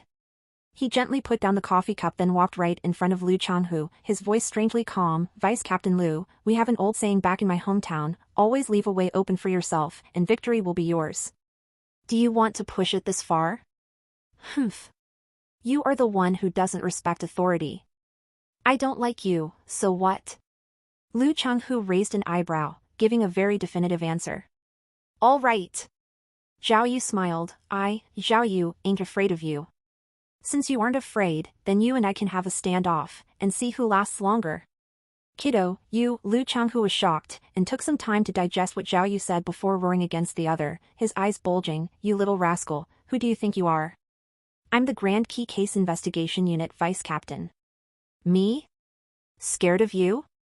Watch me wipe you off the face of the earth." "Sure." Zhao Yu smirked, even whistling a little. "Nozunity. I've never been afraid of authority. Come at me. That monitor's 1,800 yuan, think I'll give it to you? Also, if you dare mark me down as absent, make sure to watch your back and your ancestors' grave. One day it'll be gone and you won't even know it. Oh, check your wife's closet, in case someone put a skeleton in it." Zhao Yu's chain of insults stunned not only Lu Changhu but also the entire investigation team. These people had never seen such crude insults in their life. They could not even fight back. The group was completely at a loss of what to do. After his long speech, Zhao Yu had no change in his expression, yet Lu Changhu looked like he was about to have a heart attack, his face red with anger. "Zhao Yu, you little rascal, you." Lu Changhu huffed and puffed, yet no words came out. He knew Zhao Yu had a violent temper, but had no idea how skilled Zhao Yu was using such crude language. Zhao Yu smiled, satisfied. He had wanted to continue, but the office door suddenly swung open and Captain Jing Jinbong walked in. His expression was of immense dismay as he shouted at the group, "Do you guys think this is appropriate?" "Huh?" The old man's eyebrows were raised high as he angrily yelled at the group, "Everyone's on the same investigation unit. Now that there's a case, the people are waiting for us to catch the criminal, and you guys have the energy to fight each other? What kind of image are you painting of the police?" Seeing the old man truly angry, the group went silent. No one dared to make a noise. "Zhao Yu!" Jing Jinbong turned to Zhao Yu and yelled, "Your problem, I've already heard it. You youngsters are just too rash, try to look at the big picture more, got it? Don't keep trying to always solve problems with your fists, people will laugh at you." Here, as he spoke, the old man pointed to Lu Changhu. "Lu, cancel Zhao Yu's absence. It's been more than a decade since we've had an absence mark. If the bureau chief found out, how could I face the shame?" "But Captain," Lu Changhu began to argue. "Shut up." The old man's voice was thunderous, and with one look silenced the vice captain. Then, he turned to Zhao Yu again. "As for the computer, you can't avoid it. Destroying public property, and for personal reasons too, this one's on you. Hearing this, Lu Changhu's face once again showed a triumphant smile. Zhao Yu clenched his fist and nearly yelled out, "I'll pay you my ass," but Jing Jinbang raised a hand to stop him. "I've always tried to be fair with what I do. Kid, when you solved the Taser rape case, you truly surprised me. How about this, we'll make a bet. If you can solve this lost hand case we have right now, then the computer, I'll pay it for you." What? Zhao Yu gaped. He would have never imagined the old man would make a bet with him. "Captain." No, Lu Changhu's eyes became alert, and he spoke up. "We simply can't bother you with such a foolish bet. How about this, I'll bet with Zhao Yu instead. If Zhao Yu can solve this case within the allocated time, I'll pay the computer fee." Ah. Holy sh*t? Zhao Yu thought. He was never one to be intimidated, so he slammed his hands down on the table. "All right, stupid Lu, no going back. Within a week, I will definitely solve this case, this lost hand case." With the bet placed, the group dispersed, and everyone went back to their own business. Li Beinei rushed to Zhao Yu and pulled him aside. "Zhao Yu, what's been up with you recently? Is something wrong with your brain? This is the infamous lost hand case. How could you make a bet like that? Lost hand case? What up?" Zhao Yu replied casually. Zhao Yu searched through his memory and quickly found the related keyword. His memory jumped to around the same time last year. At the time, he was just an intern investigator but had been sent to help the forensics department with setting up new equipment instead of participating in the case. What up? Li Beinei sighed helplessly. Quite a few officers lost their jobs thanks to this case. If the case was this easy, we wouldn't be talking about it today. You updates tnvel/by.com. Zhao Yu finally remembered. Last year around the end of April, Qinshan City had 2 cases of a serial lost hand case, causing a huge commotion. The victim's right hand had been chopped off using a sharp tool without mercy. Due to the slow progression of the investigation, one of the victims continued to complain. That added with the paparazzi's interference, the case became wildly public, dragging the police department's name through the mud. Including the previous leader of Team B, quite a few police officers were forced to quit. Team leader Chu Ping had been promoted during that time as a replacement. Despite the massive effort from the police department, the case was still cold to this day. You really don't know? Or are you just messing with me? Li Beinei's eyes were wide. This morning at 5:30, near Jiueqi Street, another lost hand case happened. What? Again? Zhao Yu was surprised. Yeah. Li Beinei replied, otherwise, why would we have an emergency meeting? Didn't you see we were all prepared for the worst? Especially team leader Chu Ping, she hasn't even eaten yet. Oh, Zhao Yu finally remembered. No wonder when he had come to look up houses to rent, most of the investigators were missing. It was because of this case. Just now, team leader Chu Ping already explained, Li Beinei continued, there was a 1-year gap, but the modus operandi was exactly the same. If there isn't some unknown factor, the crime must have been committed by the same person. Interesting, Zhao Yu looked at the case record. According to the record, the victim of the current lost hand case was a 36-year-old housewife. The husband worked with construction materials and was fairly well off. At the time of crime, the lady had just finished attending a party. She had been knocked out while walking to her BMW. By the time she woke up next morning, her right hand had been chopped off. The culprit had even gave her simple first aid to prevent her from bleeding out. The 2 cases from last year were about the same. The victim was always a female around 30 years old. No way. Zhao Yu muttered to himself as he looked at the information. With his sort of case, how could you not catch the culprit? With cameras everywhere, there should at least be photos? You aren't wrong. Li Beinei shook her head and sighed, but there really wasn't any video evidence. This culprit is like a ghost, and now he's got quite the reputation. If you ask me, just save up some money and pay for the monitor. You can't win this bet. Bah. Little girl, don't go raining on someone else's parade. It's discouraging. Zhao Yu spoke calmly, if the culprit is really bold enough to repeat the offense again, I guarantee he will be captured. I'm not afraid the case won't be solved. Li Beinei wore an expression of worry. I'm worried that you won't solve the case. What do you mean? Zhao Yu didn't understand. Just now your bet with Vice Captain Liu was clear. Li Beinei furrowed her brows. Only if you solve the case and catch the culprit by yourself does it count as your win. If team leader Chu Ping solves the case, you still lose. Humph. Zhao Yu thought about his miracle system and simply huffed with confidence, throwing the case records aside. No need to fear. Anything's possible. Who knows, maybe I'll have solved the case by tomorrow. If you ask me, the culprit of the lost hand case was probably the victim's husband. These sh*T2Y housewives just spend too much money, so the husbands don't have to put up with it anymore, and chop their hands off. Ah, Jesus, Li Beinei slumped back into her chair, very much disappointed in Zhao Yu. That night after going back to his apartment, Zhao Yu could not sleep. He was worried. Could his miracle system have actually disappeared? If tomorrow he smoked and there was no response, then everything was over. If he really did not have the miracle system, how could he solve the case, or talk about bets? Lost hand case? Why did they chop off the hand of all things? Was it really because the women were too troublesome? Thinking this much, Zhao Yu became even more interested in the case. He calmed down and started rereading the records over and over. Despite Zhao Yu's crude nature, when he worked, he was very serious. He was the type that did not rest until he finished what he was doing. It was this attitude that allowed him to push and shove his way to the top, becoming one of Qing Long Gang's top affiliates. After Zhao Yu read through the entire case record, carefully memorizing all the details, he could not help but think about the difficulty. He did not imagine the case would be so complicated. No wonder the police had worked so hard but still did not crack it. The criminal was very careful. Out of the 3 incidents, he avoided the surveillance camera every time. This was not something a regular person could do.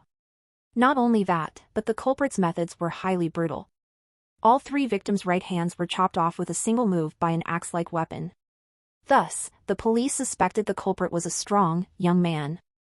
But after forensic testing, the place where the culprit had cut the arm was very precise, right at the most fragile point of the wrist, avoiding any hard bones. As long as the weapon was sharp enough, any regular person could have committed the act, thus they could not eliminate the possibility of a female culprit. Also, the crime raised many questions, like why did the culprit only choose 30-year-old females with decent living conditions? At this time last year, the culprit committed 2 acts within 5 days, then disappeared. But why did he wait a whole year before starting again? Would it be like last year, where he would act again within the next few days? Why did the culprit only cut off the hands of women? Was it really related to money? Or was it a gang? Thinking this much, Zhao Yu could not keep his eyes open and gradually lulled himself to sleep. The next morning at 6 o'clock, Jiang Dafeng was about to go to the market and pick up a shipment of fresh fruit from the south. Yet, just as he squeezed some toothpaste onto his toothbrush, he heard a chain of violent coughs coming from upstairs. Cough, cough, cough. Is he okay? Jiang Dafeng recognized Zhao Yu's voice, yet angrily spoke again, you deserve it. Go die, shameless PR**CK. Wah. But from upstairs suddenly came a loud exclamation, shocking Jiang Dafeng, causing him to drop his toothpaste all over his slipper. All he could hear was Zhao Yu from upstairs, there. Finally! Ha ha ha. Due to the number of personnel required to investigate the lost hand case, the key case investigation unit drastically understaffed, even putting office workers, like Li Beinei, on investigation duty as well. But Li Beinei was very happy today because she and Zhao Yu were assigned to the same unit. Having the chance to be with her crush was obviously a stroke of luck for her. Similarly, Zhao Yu was in a good mood too. On the bus ride, he was even humming some tunes. While chatting with Li Beinei, he entirely forgot about his bet with Liu Changhu. As it turned out, he could restart the miracle system. How could Zhao Yu not be excited? As soon as he woke up, without even going to the bathroom, he lit a cigarette. But with his first breath, he started violently coughing, as if he had been shocked by electricity. Miracle system engaged, the excited voice started, Qin Zhen Gua. Qin 4 water and Zhen 4 mountain. Water first, mountain second. Ups and downs are to be expected, and the good and bad will be determined. Visit novilbin.c/m for the L-test updates. This time, Zhao Yu was readily prepared and rushed to memorize what the system said. But due to the complexity of the words, he quickly forgot most of it. Putting what he remembered in a small notebook, he could only note words like mountain, water, and other easy words.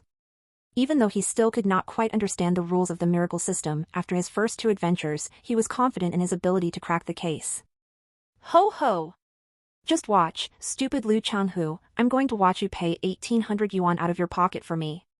Zhao Yu confidently departed. But unexpectedly, this time he was not very successful, nearly getting cussed out by someone. As it turns out, the victim he and Liu Beinyi were assigned to question was the second lost hand case victims, Yuan Lily. According to the information, Yuan Lily was previously a piano teacher at the city musical school. Losing her right hand caused irreparable damage to her life and work. Apparently, because she lost her hand, her husband divorced her. Before it was Yuan Lily who contacted the first victim and complained that the police were not doing enough. This caused the media to become involved, and a few excellent officers were forced to retire. As expected, this victim was not the nice type. She started fussing as soon as Zhao Yu and Li Beinyi entered the door, saying things like the police were all useless, and complaining that although a year had passed, the culprit was still at large. Was it so hard to ask for justice? Then she asked, despite already having gotten a detailed response, why there a need to be questioned again. Was it just to add salt to the wound? She even threatened to contact the newest victim, to complain about the police officers yet again. Yuan Lily spoke fiercely, fingers pointing everywhere. It annoyed Zhao Yu greatly. If it was not for seeing her missing right hand, Zhao Yu honestly wanted to insult her in retaliation. At least Li Beinyi spoke more gently and eloquently, allowing the 2 to finish their questioning. Honestly, Zhao Yu was very confused to begin with. Last time, Yuan Lily's testimony was very clear and complete. Why did they have to go meet her again and waste time? Only after finishing up did he realize that this time, the topic was focused more on the newer developments of the lost hand case. The police wanted to know if Yuan Lily and the new victim had any relationship in order to decide the direction of the investigation. But Yuan Lily stated that she did not know the new victim at all, just as she had no relationship with the first victim.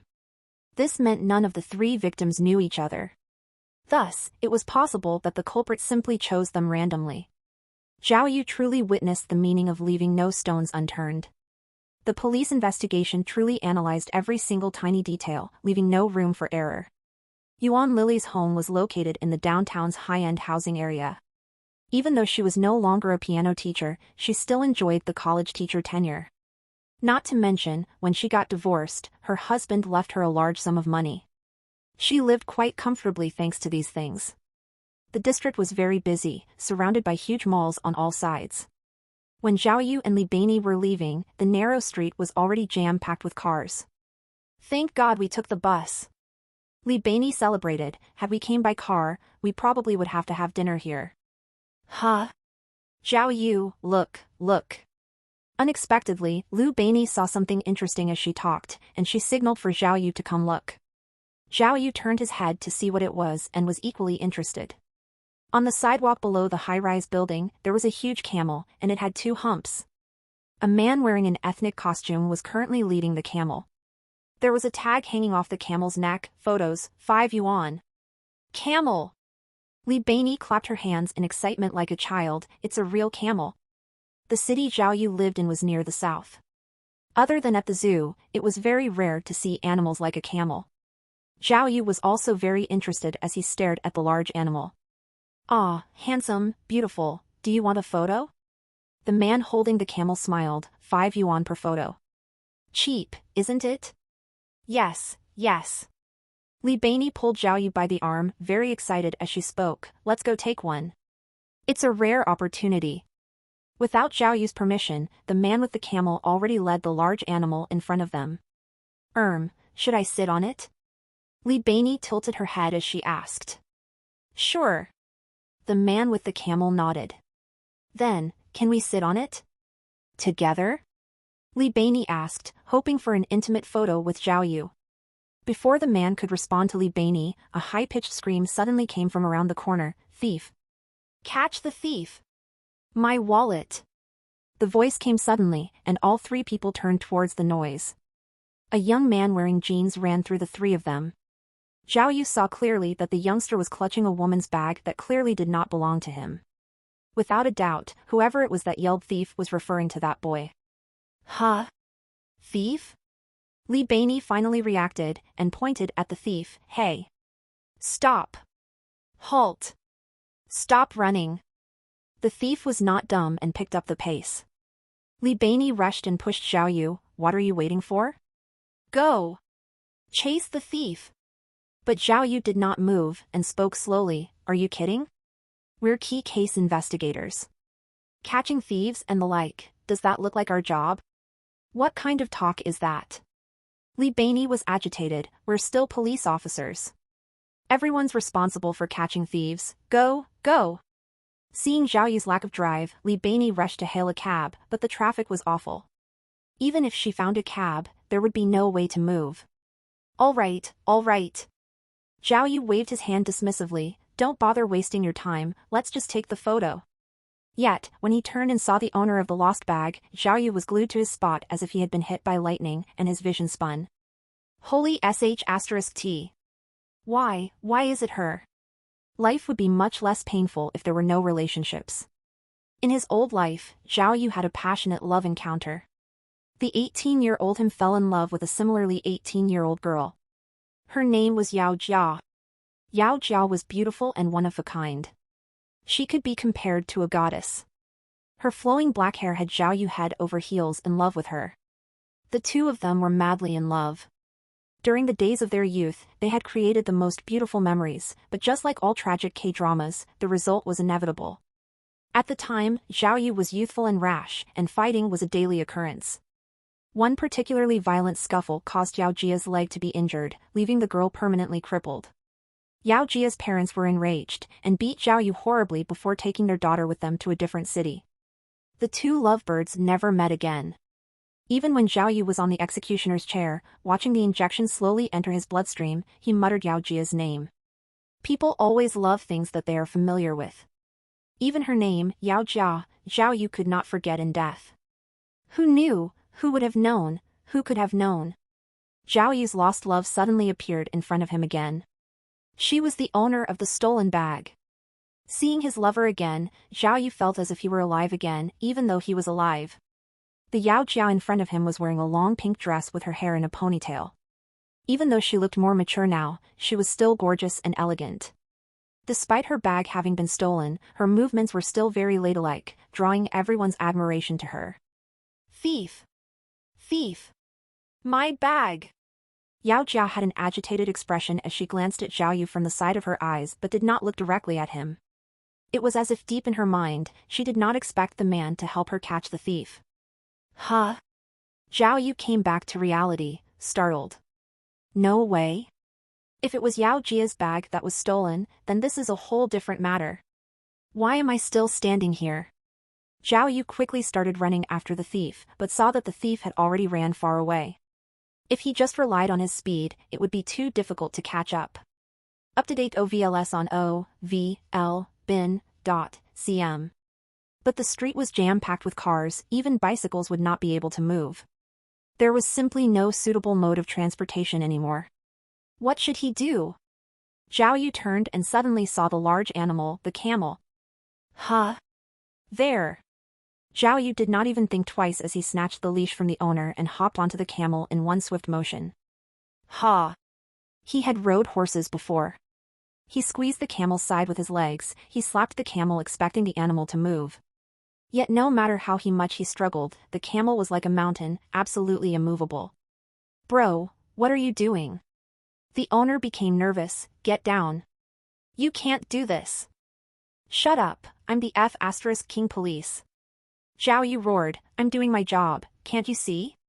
Right now, I'm using your camel for public business, tell me how to get it to run. Hurry!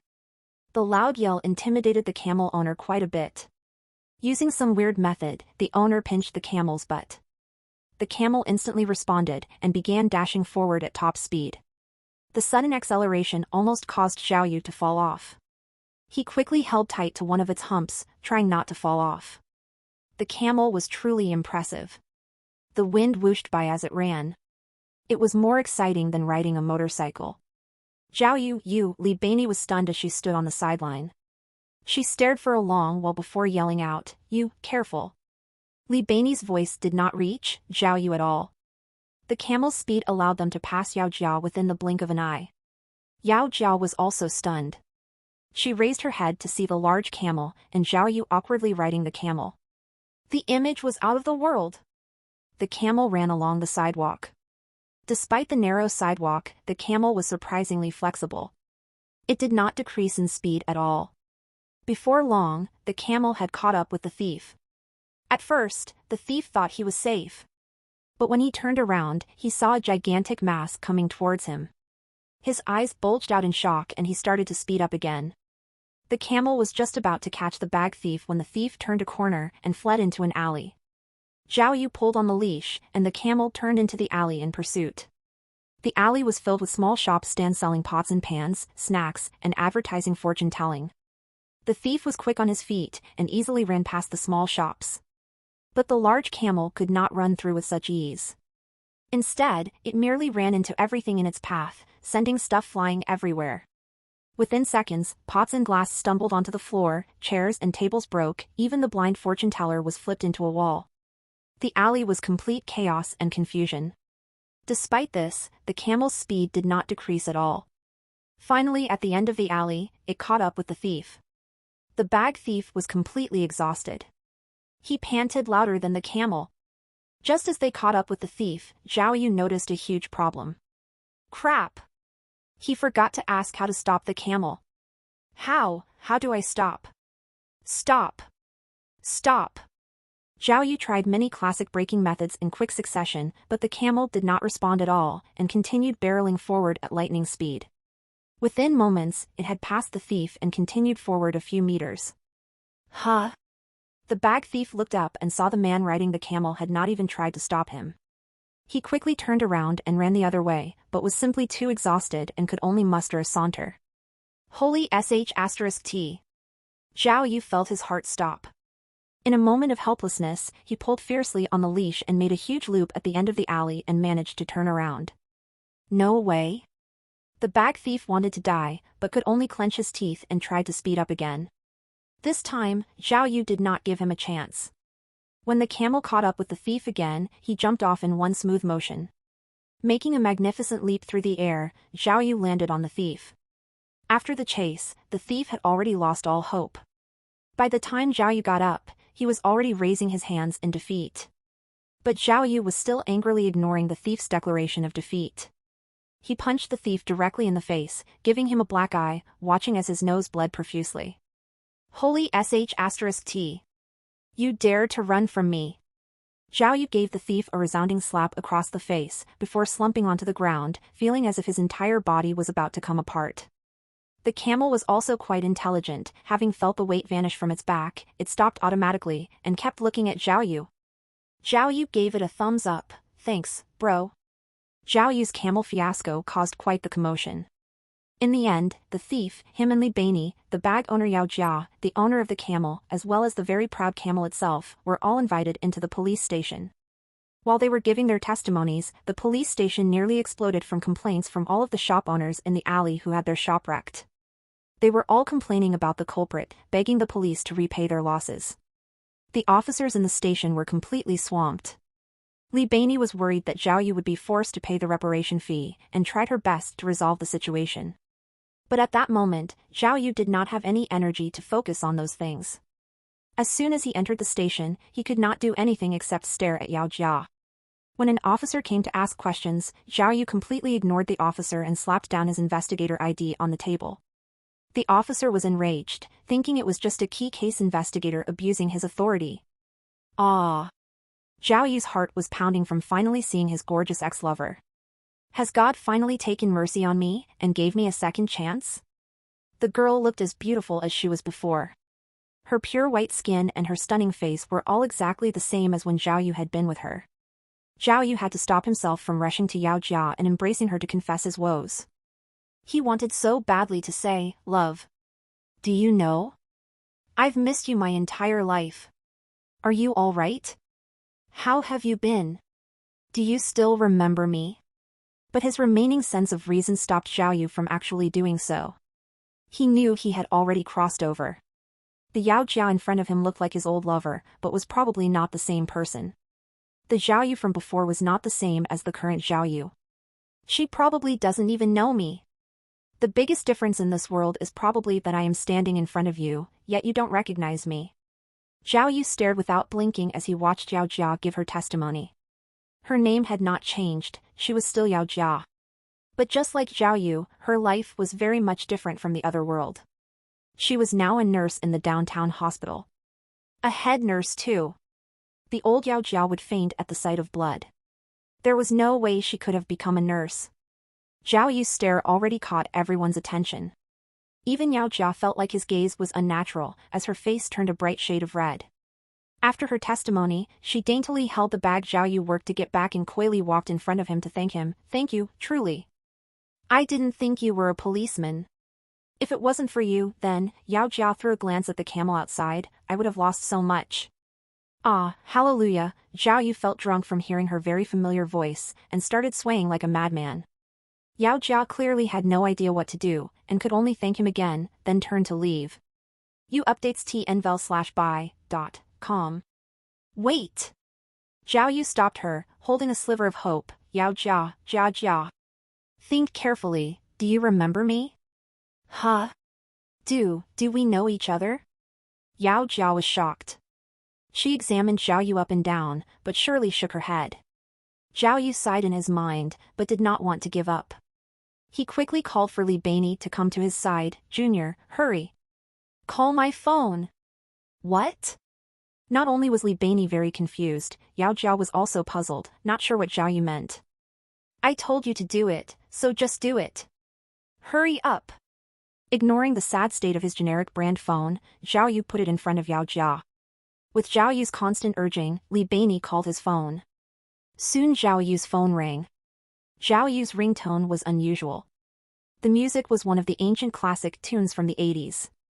It was the theme song of the kung fu drama, Lu Xiaofeng. The song's name was Leaving My Sweet Dreams. Thriving for life within difficulty, with a forceful smile.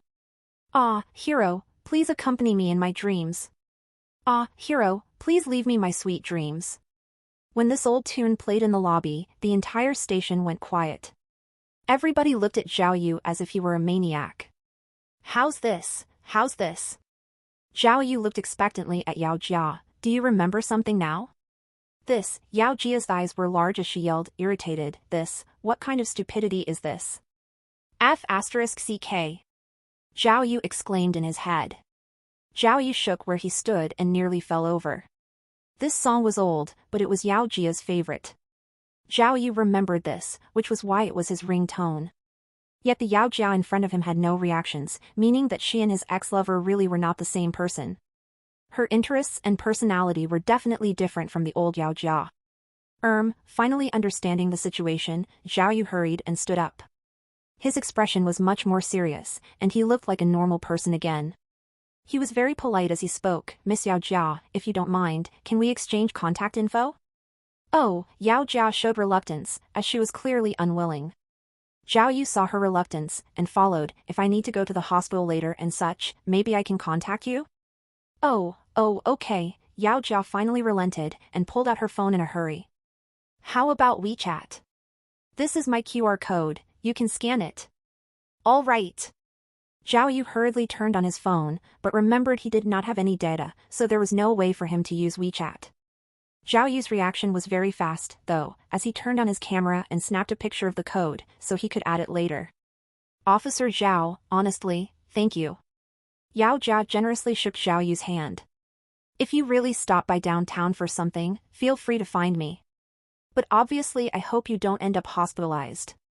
Haha, Yao Jia turned around and left the station.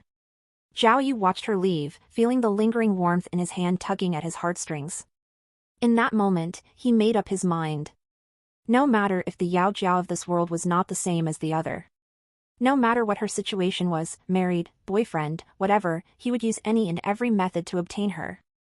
Everyone could see Zhao Yu's obsession with Yao Jia. So did Li Baini, who was head over heels for Zhao Yu. Seeing his reaction, she crossed her hands angrily and raised her head up in disdain. That afternoon around 4 o'clock, the completion message suddenly started in Zhao Yu's brain, telling him that today's adventure was over. The completion rate was 72%, obtaining him another invisibility device. Upon opening the item and obtaining it, he saw it was another invisible tracking device, the same as last time. What's this? Why couldn't it have been something newer, more fun or exciting? Despite feeling somewhat disappointed, Zhao Yu finally had the time to ponder about the miracle system. Up until now, he had used it 3 times. Despite not fully knowing the rules, he still learned certain things about it. He pulled out his little notepad and started analyzing the information he recorded. First, the miracle system could only be activated once a day, with the ending time unknown. Zhao Yu estimated the ending time had something to do with the completion rate. The faster he finished the adventure, the faster it ended. Secondly, the adventure was random and was not really according to his wish. Like today, he had hoped the miracle system would help him crack the lost hand case, but today's adventure was mainly meeting Yao Jia and riding the camel to catch the thief. Another point is, the difficult words spoken when the miracle system engages may have some kind of meaning. Like the third time, it had something to do with destiny and red string of fate, which appears to be very much related to Yao Jia, and the word about going up and down seems to refer to him riding on the camel. Could it be that the complex word's meaning was alluding to the adventure he would have later? The word's theme also seemed to have some sort of meaning. He remembered vaguely the words Zhen Dui Gua and Can Zhen Gua.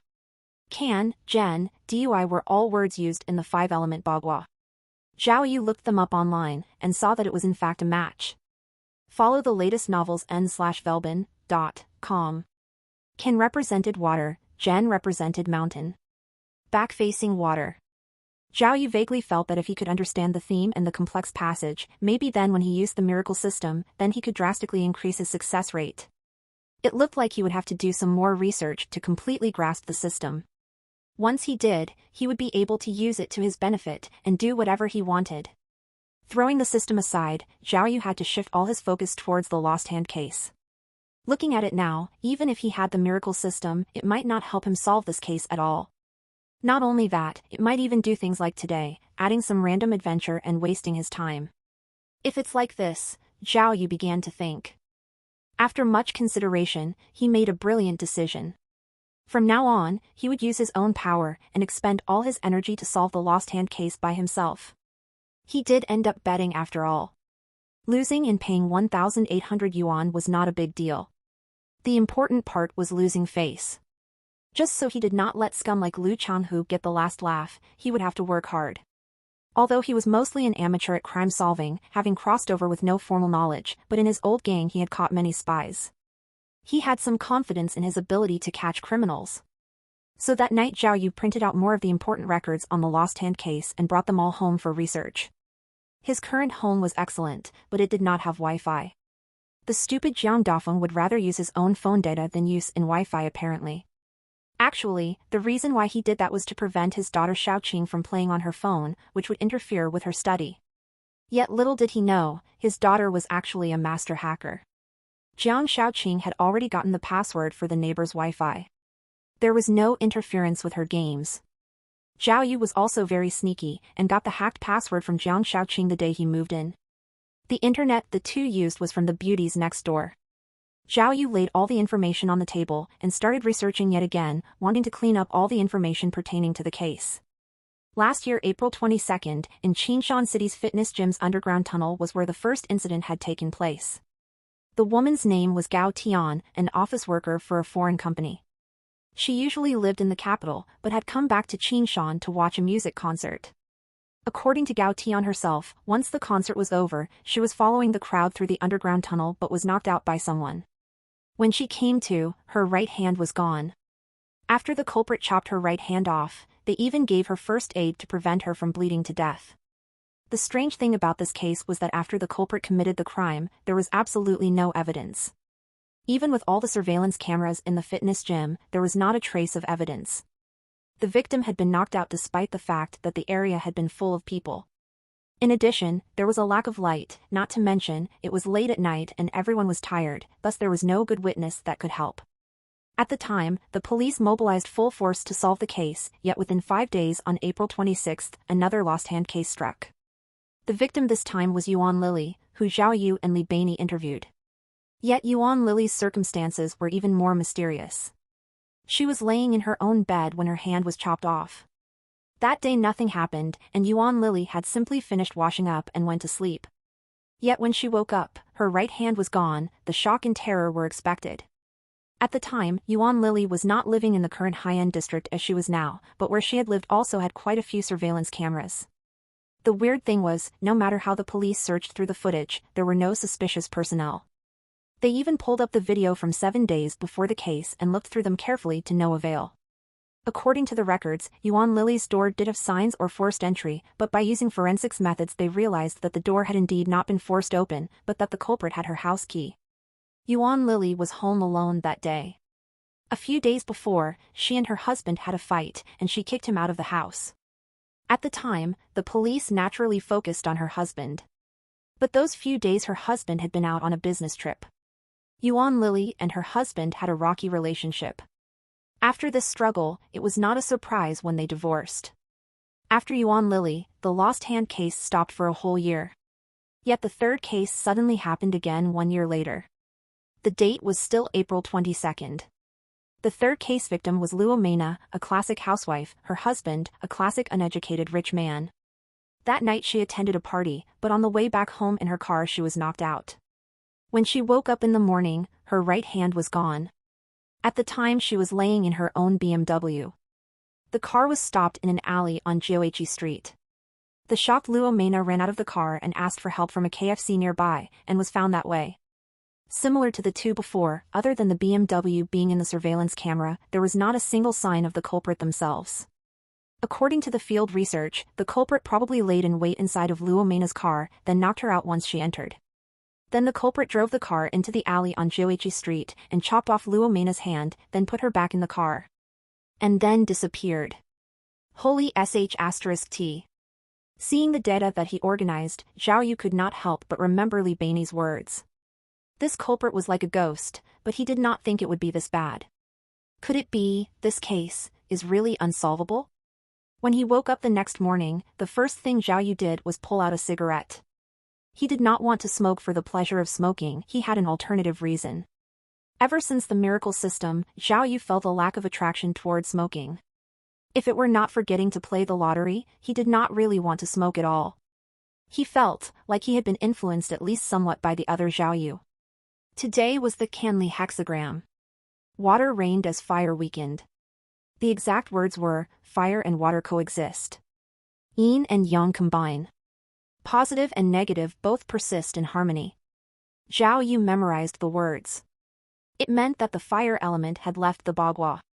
This was the first time that had happened. What would he be doing today? UpTed chapters nnvelben.com. In his previous life, Zhao Yu had always loved pondering needlessly. Despite knowing that there would be a new adventure today, his mind was still focused on the lost hand case. He truly did not want to surrender and let Lu Changhu and others see his embarrassment. He did not believe that there was no way lost hand case could be unsolvable. After a night of intense research, Zhao Yu realized that in order to solve this entire case, he must use the current case as the launchpad. Because the previous two cases had already been researched thoroughly by the police, there would be no point in doing the research all over again. He planned to ask team leader Chu Ping for some information when he got to work in order to see if she had any other news. After all, she was the person in charge of the lost hand case. He woke up too early, so there was still a long time before work. Zhao Yu had too much time on his hand, so he took out a can of beer and sipped it as he went out on the balcony. This was one of Zhao Yu's small habits. When he needed to think, he liked to think over a beer. The balcony on the third floor was about 60 or 70 square meters. Zhao Yu sat on a chair, thinking intently as he sipped his beer. The warm sunlight poured in from the east. Zhao Yu felt highly satisfied as he enjoyed the warmth, basking his face in the sun's golden glow. Suddenly, there was a loud noise from the neighbor's balcony. The two balconies were originally connected, but were now separated by an anti-theft net. Zhao Yu saw a tall, long-haired woman appear on the neighboring balcony. She looked young, at most a little over 20. She was currently holding the newest iPhone, the speaker under her ear as she listened to messages on WeChat. Shockingly, she only wearing thin, revealing white pajamas. The semi-transparent fabric showed off her beautiful figure.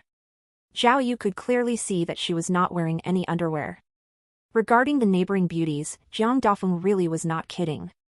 Zhao Yu had just moved in, and only saw them once. They had a room with 4 people, who were all thin, tall, and beautiful girls. Their figures could be compared to models. Yet regarding their identity, Jiang Dafeng was off the mark. Zhao Yu could tell with one glance that the neighboring four beauties were definitely not college students. The four of them often went out at night, and most of the time did not return home. How could they be college students? Due to Zhao Yu's old job requirements, he often dealt with women like these. He did not need to hear it from them. Just from their posture and expression he could tell that these four beauties were definitely social butterflies in the night district. Despite their youth, the lack of heavy makeup, and brand names, Zhao Yu saw through their innocent appearance with a single glance. So when he saw the figure on the balcony, there was no change in his expression. The desperation he showed with that gold digger in the bar was long lost. The white pajama beauty already had noticed Zhao Yu. As she listened to her WeChat messages she nodded confidently at Zhao Yu, completely nonchalant about her revealing clothing. Zhao Yu also politely raised his beer can, then drank a huge gulp with a rise of his head. His motion attracted the beauty's attention. She put down her phone immediately and asked with some curiosity, "Drinking beer this early in the morning? You're the newcomer, right? The fatty actually rented the room out?" Zhao Yu politely nodded, but did not want to talk. Leaning back again, he downed the rest of his beer. With that, the woman was more interested. She examined Zhao Yu and asked, "What do you do?" "Investigator. Key Case Investigation Unit." Zhao Yu's answer was very brisk. He was not sure why, but he felt a little excited mentioning his job, even a little proud. "Oh. I couldn't tell, but you're a police officer." The woman's expression instantly changed. Despite Zhao Yu's morning stubble, his broad frame and handsome appearance were still very enticing. The beauty gaped slightly before remembering to introduce herself. "Hello, I'm Hua Hua. Mr. Policeman, if I end up in some kind of trouble, will you come and help?" Hua Hua. Zhao Yu sighed inside. Why was her name so boring?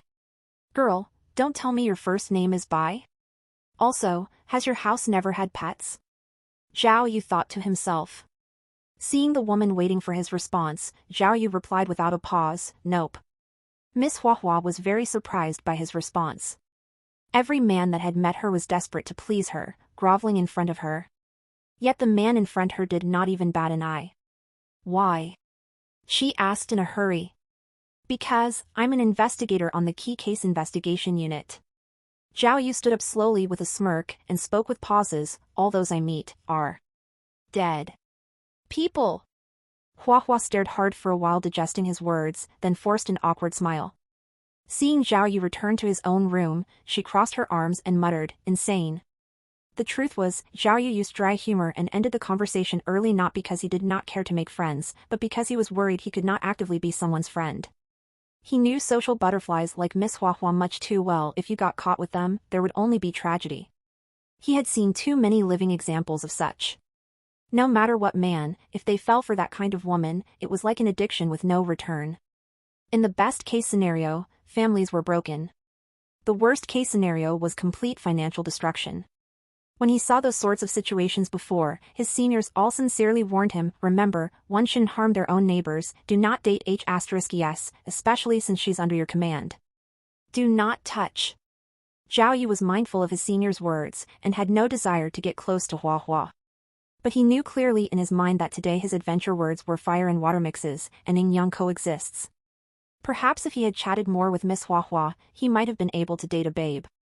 But if that had happened, the person who fell in the trap definitely would not be Miss Hua Hua, but Zhao Yu himself. Of course Zhao Yu had never sworn celibacy. Regarding sex, Zhao Yu certainly was not deprived. If Hua Hua really was a pure college student, then he definitely would not have let go of such a good chance. Not only that, but Zhao Yu had also just met his old lover. Remembering their everlasting promise from back in their youth, he wanted to return to Yao Jia and fix his old mistake. How could he look at anyone else? Zhao Yu had already decided that once he solved the lost hand case, he would use all his energy to pursue Yao Jia and find true happiness. "Zhao Yu, what are you trying to say? Do you think we're all slacking or something?" In the police station building B team office, team leader Chu Ping was currently standing there with her arms crossed, mildly angry.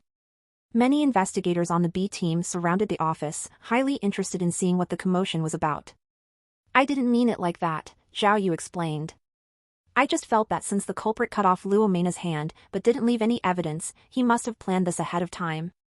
So he must have followed Luo Mena for a long time. I feel like we shouldn't just focus on surveillance near the time the crime was committed, but also... All right, Chu Ping interrupted Zhao Yu immediately, not allowing him to speak. Zhao Yu. I already know that you and Vice Captain Liu have that bet. You're hurrying the case since you don't want to lose. But, I hope you can understand, the police solving a case isn't a joke, or justice, but a responsibility. Responsibility, do you understand? You see, she pointed at the few workers in front of the computer and said, these few co-workers have already stayed up 2 whole nights checking the surveillance cameras. They even pulled out the records from the past 2 months. Are you saying that there is still a need for you to remind them? Also, she pointed again at the photos posted all over the whiteboard. Do you think that over the past few days we've been playing? Did you see anyone in the entire team go home? If they weren't interviewing, they were looking for evidence. We're using all of our time and effort to solve the case, and not with just our mouths. Zhao Yu looked carefully at the investigation whiteboard.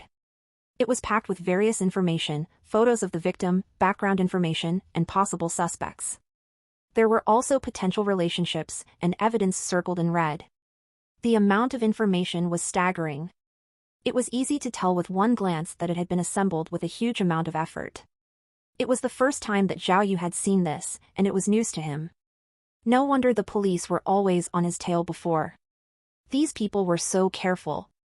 His own photos had probably been posted often on the whiteboards too. Seeing Zhao Yu spacing out staring at the whiteboard, Chu Ping reflexively stood in front of the whiteboard, blocking it from his view as her expression darkened. What? Don't tell me you want information from me? Do you need my help? What? Zhao Yu did not think that Chu Ping, as the team leader, would say something so selfish. What did that even mean? Could it be that not only Liu Changhu, but the entire key case investigation group was waiting to laugh at him? Within that moment, Zhao Yu felt that all the investigators around him were smiling evilly at him. He clenched his fist and roared at Chu Ping, "Holy sh*T, you think you're so great?" He pointed at the whiteboard behind Chu Ping. You guys were so hardworking, so focused, so capable, yet still didn't solve the case? God! If you dared to give all that information to me, I'd solve the case before you guys. Unexpectedly, his intimidation did not scare any of the investigators, but instead made them laugh.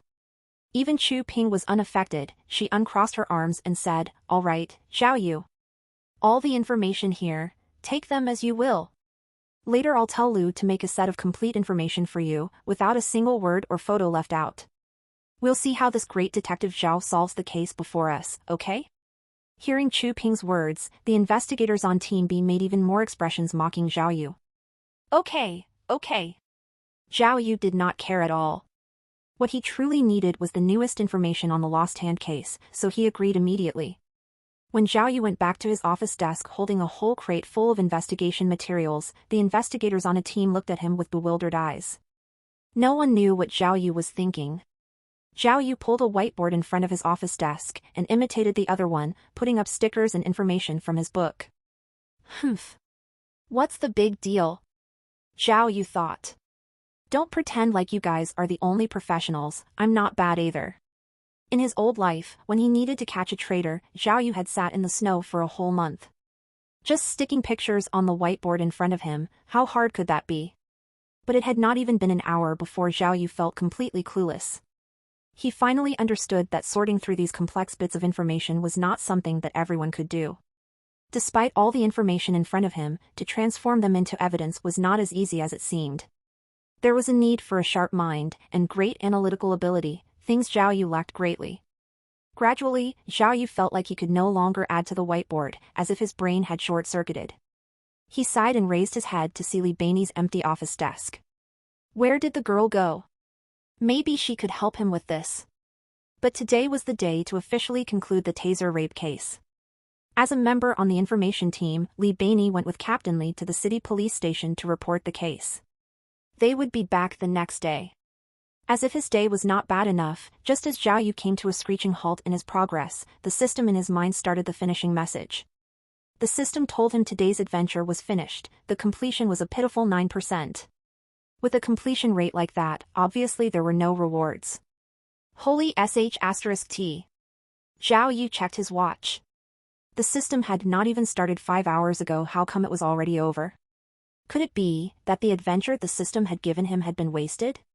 Thinking back on his day, other than talking to Miss Hua Hua in the morning, he did not even leave the police building.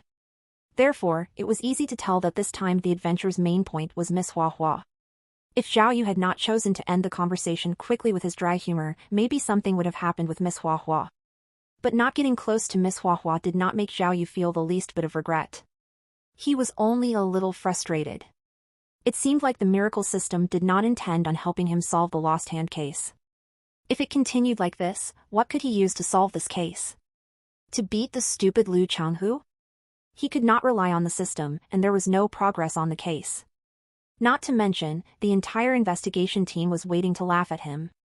Even Li Beinei was not around. Zhao Yu was completely alone. But Zhao Yu wasn't someone who would lower his head so easily, even if the situation was hard. The thought of giving up never crossed his mind. All west ch.rs on n.o/vli/n/.cm.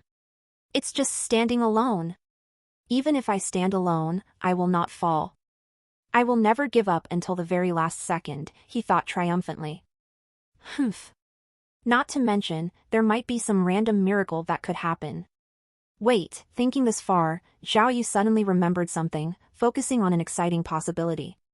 Oh right. How could I forget it? In actuality, despite the peaceful appearance of the key case investigation unit, hidden underneath was a highly fierce competition. The rule within the unit was that other than huge cases requiring the two teams to work together, the normal cases were given to individual groups to be taken care of. Since the key case investigation unit was split into Team A and B, there was naturally a fair amount of competition. The team with the higher case-solving rate not only looked better, but also had a significantly higher annual bonus. Thus, in order to surpass the other group, the investigators put all their effort in every case. The two team leaders were also highly competitive, not holding back one bit.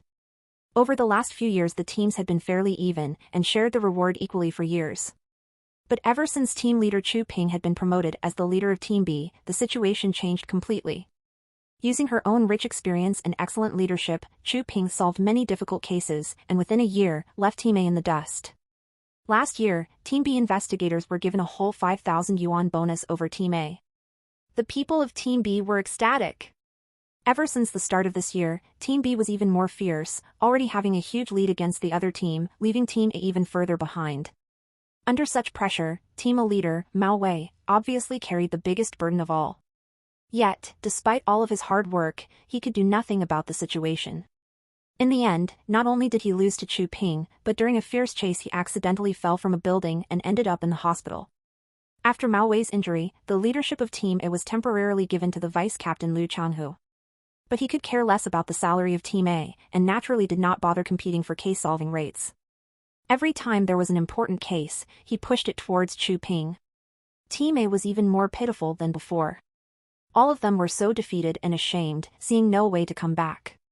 Due to Chu Ping's exceptional performance, the higher-ups also looked favorably to her. Every time there was a large-scale case requiring two teams to cooperate, she was always the leader. Even the people of Team A listened to her instructions. Since then, Chu Ping's pride was at its peak, being very satisfied with her achievements. But unexpectedly, during the taser rape case, Zhao Yu had randomly popped in. Not sure where the guy's luck came from, but she had not even started when Zhao Yu had already caught the culprit. It was especially shameful because Zhao Yu was part of Team A. Despite the case being a cooperation, the reward was split. Having a member of Team A like Zhao Yu steal all the thunder was something Chu Ping could not accept. She was so irritated that she did not eat simply thinking about it. Yet, the lost hand case came the following day. Chu Ping obviously could not let go of such a good opportunity in order to redeem herself. She perked up almost immediately and worked like a machine endlessly and efficiently on the case. Chu Ping was no stranger to this lost hand case. It was because of this case that she was transferred from a county bureau's first station to the key case investigation unit. But this was the first case since her promotion that she could not solve, and had bothered her since. Now that the culprit appeared again, it excited her greatly, and she swore she would catch the culprit this time. Not only for the victims, but also for her own pride. Over the past few days, she had worked tirelessly with her team, garnering a huge amount of new evidence and even making some progress in the investigation. But against the mysterious culprit, it was still like looking for a needle in a haystack. For some odd reason, facing the jam-packed whiteboard pasted with information, Chu Ping had a feeling that the key to solving the case was right on the board. As long as she could figure out the first step and find that key piece of evidence, the identity of the mysterious culprit would appear. Yet, right when the team was painfully grueling over the key evidence, Zhao Yu once again appeared to barge into the case, bringing more misfortune with him. Although she had finally gotten rid of the guy by sacrificing her giant crate of information, Zhao Yu floated back to her yet again for some reason. Zhao Yu walked around the office with his hands behind his back as if investigating something.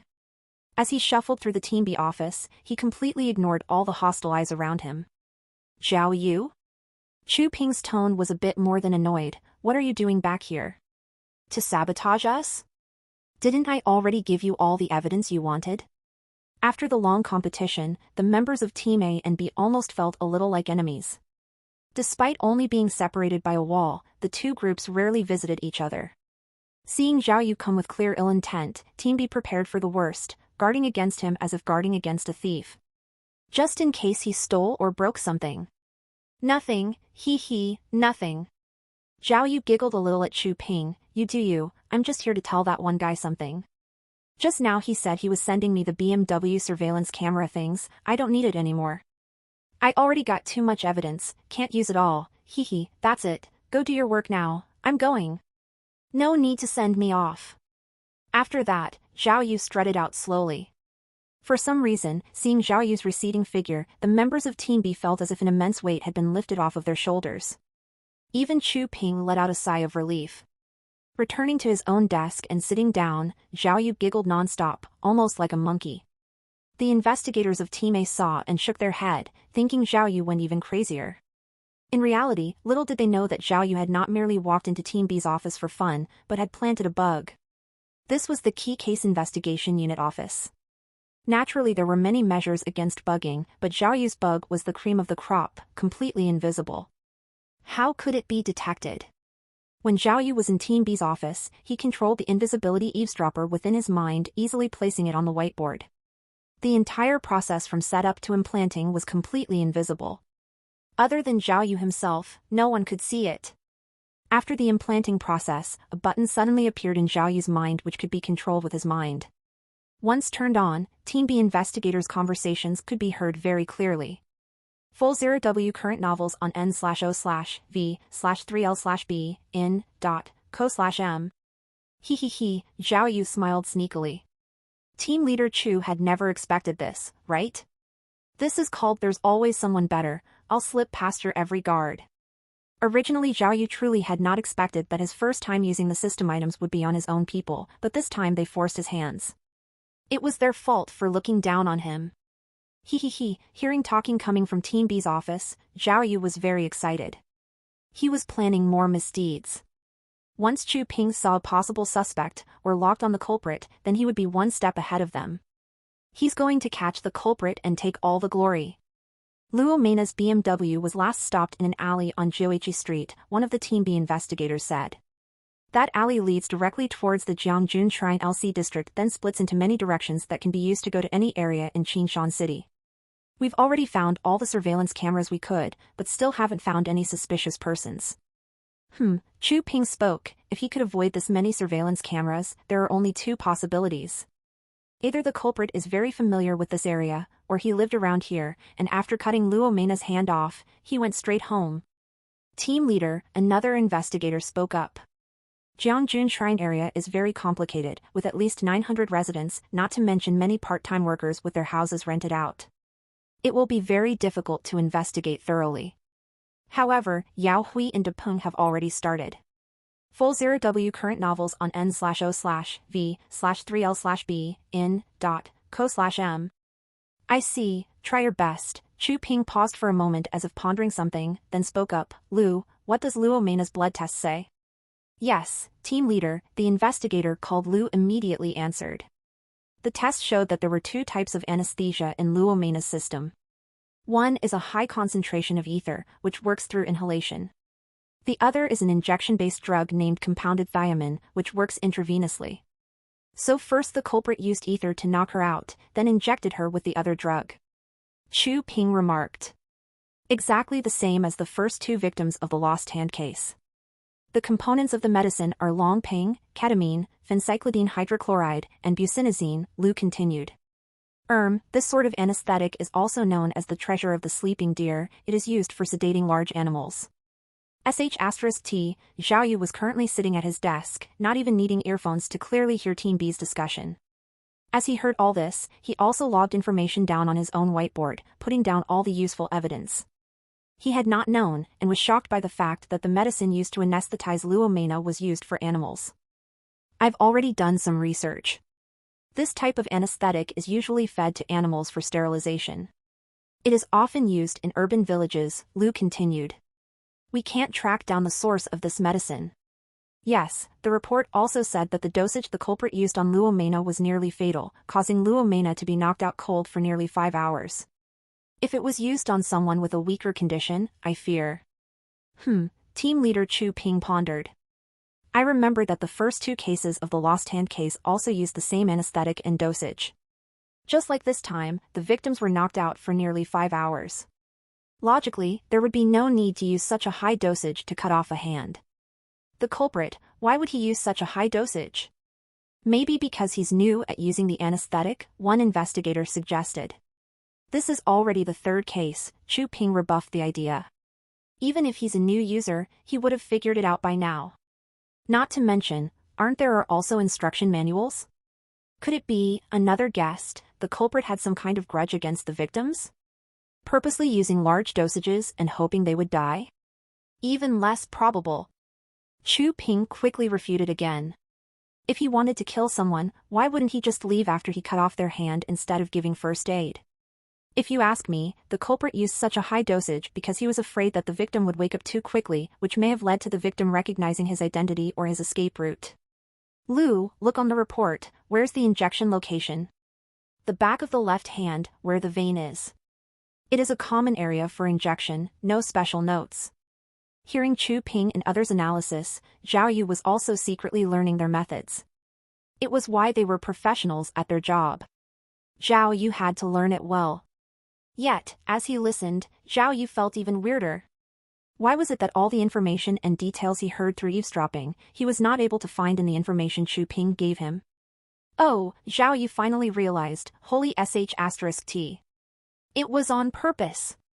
The information they gave me was all useless, unneeded information, he thought to himself.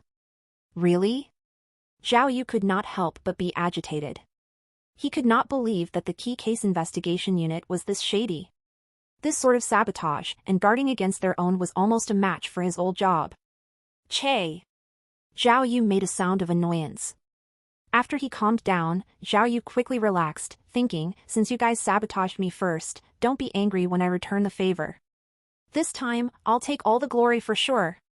Holy sh*t, I definitely will catch the culprit before you guys. Aren't you guys hardworking and serious? Then I'll just be more so than you. At noon, Chu Ping led the Team B investigators and continued the busy investigation. They rushed for some takeout and continued their work. Zhao Yu was even simpler. In order to continue jotting down all the information he heard, he took a box of instant ramen from someone's table which filled his stomach somewhat. With the increasing quantity of information, Zhao Yu's whiteboard was not full of scattered pieces of information. He had learned how to draw connecting lines between pieces of information and how to analyze some simple evidence. Maybe it was Chu Ping's influence. Looking at these tightly packed evidence analyses, Zhao Yu also had the feeling that the culprit of the lost hand case was close at hand. Yet, every time he had this feeling, the evidence would suddenly come to a screeching halt, with no way to continue. Why is it like this? Did I miss something? Missed something very important? As he thought like this, Zhao Yu could not help himself anymore. He started looking through the evidence over and over, almost memorizing it all. Around 4 o'clock in the afternoon, the neighboring Zhang Jingfeng and Liang Huan had just came back from patrol. The two were shocked to see Zhao Yu's massive pile of evidence. Zhao? Zhang Jingfeng asked, what, did we miss something? Zhao Yu could not even bother looking at them and continued to stare at the whiteboard as if spellbound.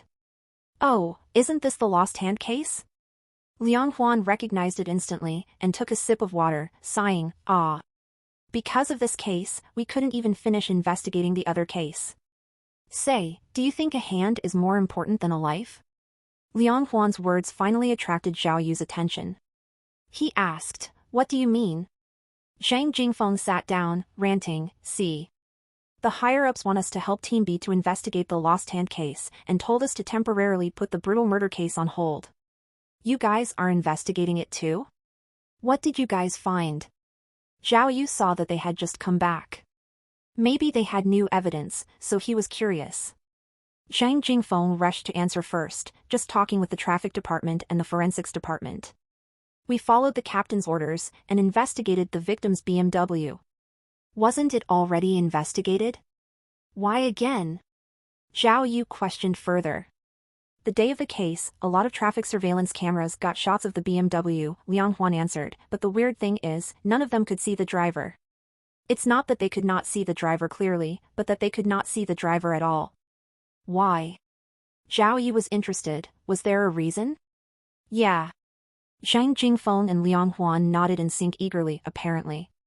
After an entire afternoon of investigation, Zhang Jingfeng and Liang Huan had finally figured out why the cameras couldn't not see the BMW's driver.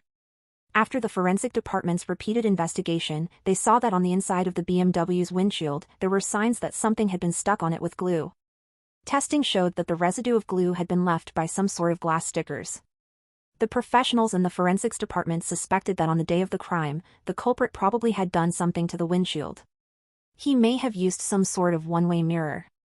After taping it to the windshield, one could only see from inside, but no one could look in from the outside. Although some expensive car films could have similar effects, there was no way for it to be as opaque as it was on the BMW on that day, to the point where the driver's silhouette could not even be discerned. So, the culprit must have used some sort of special tape. In the end, after endless work from the forensics department, they finally found the brand of the film. Unexpectedly, this sort of one-way film was used by magicians for magic tricks. They were used during grand illusions to increase the effects. This sort of material was very special.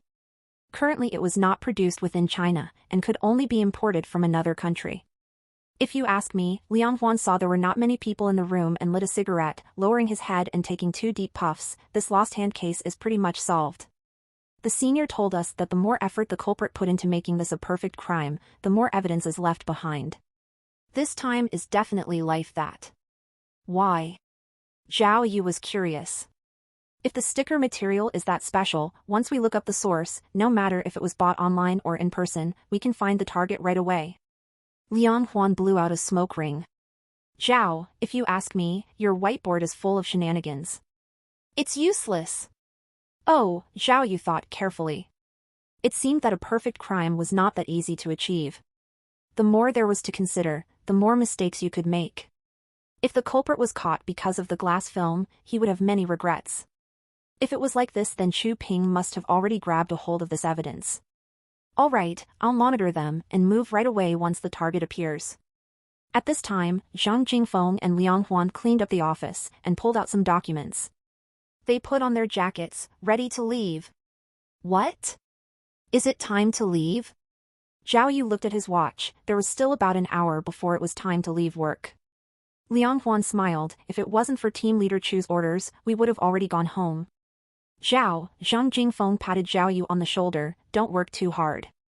Even if we work as hard as we want, in the end the reward for solving the case just goes to Team Leader Chu and Team B.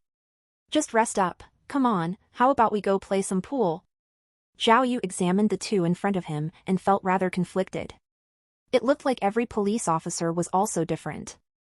At least the two in front of him were not that serious about their job. No wonder the higher-ups transferred them to the long-term cold case investigation group. "It's fine, I have something to do, you guys go." Zhao Yu was currently busy with the case at hand. How would he have energy to go play pool?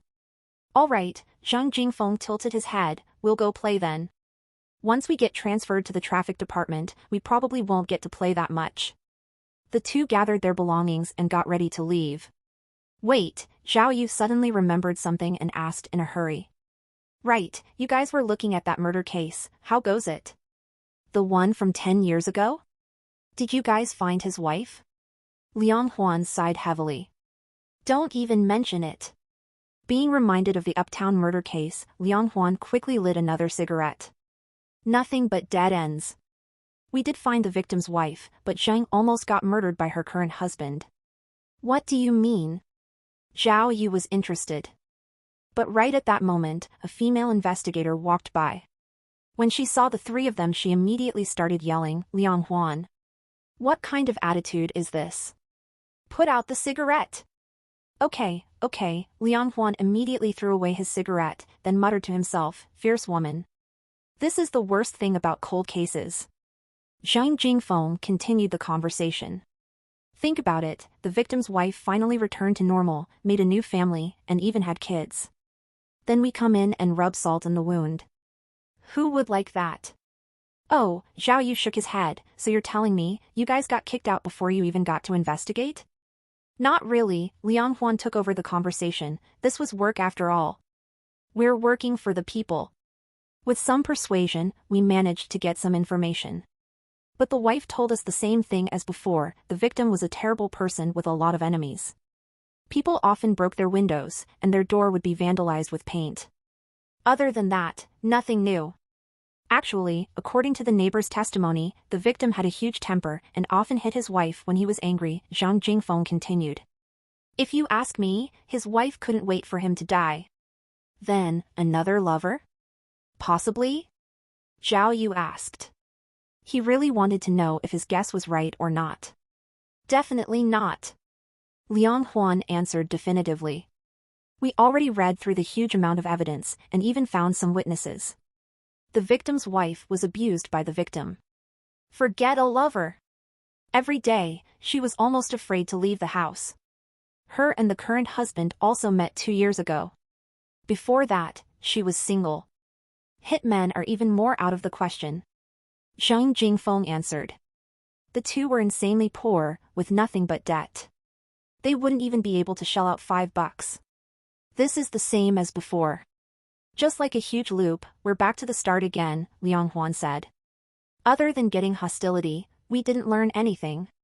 In the end, we are still going to end up directing traffic on the street. Bro. Zhang Jingfeng spoke emotionally to Zhao Yu. Remember, no matter what method, don't ever end up on this team.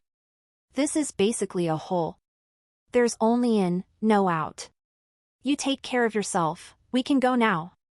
Zhang Jingfeng waved his hand, Liang Huan followed, and the pair of unfortunate guys left side by side.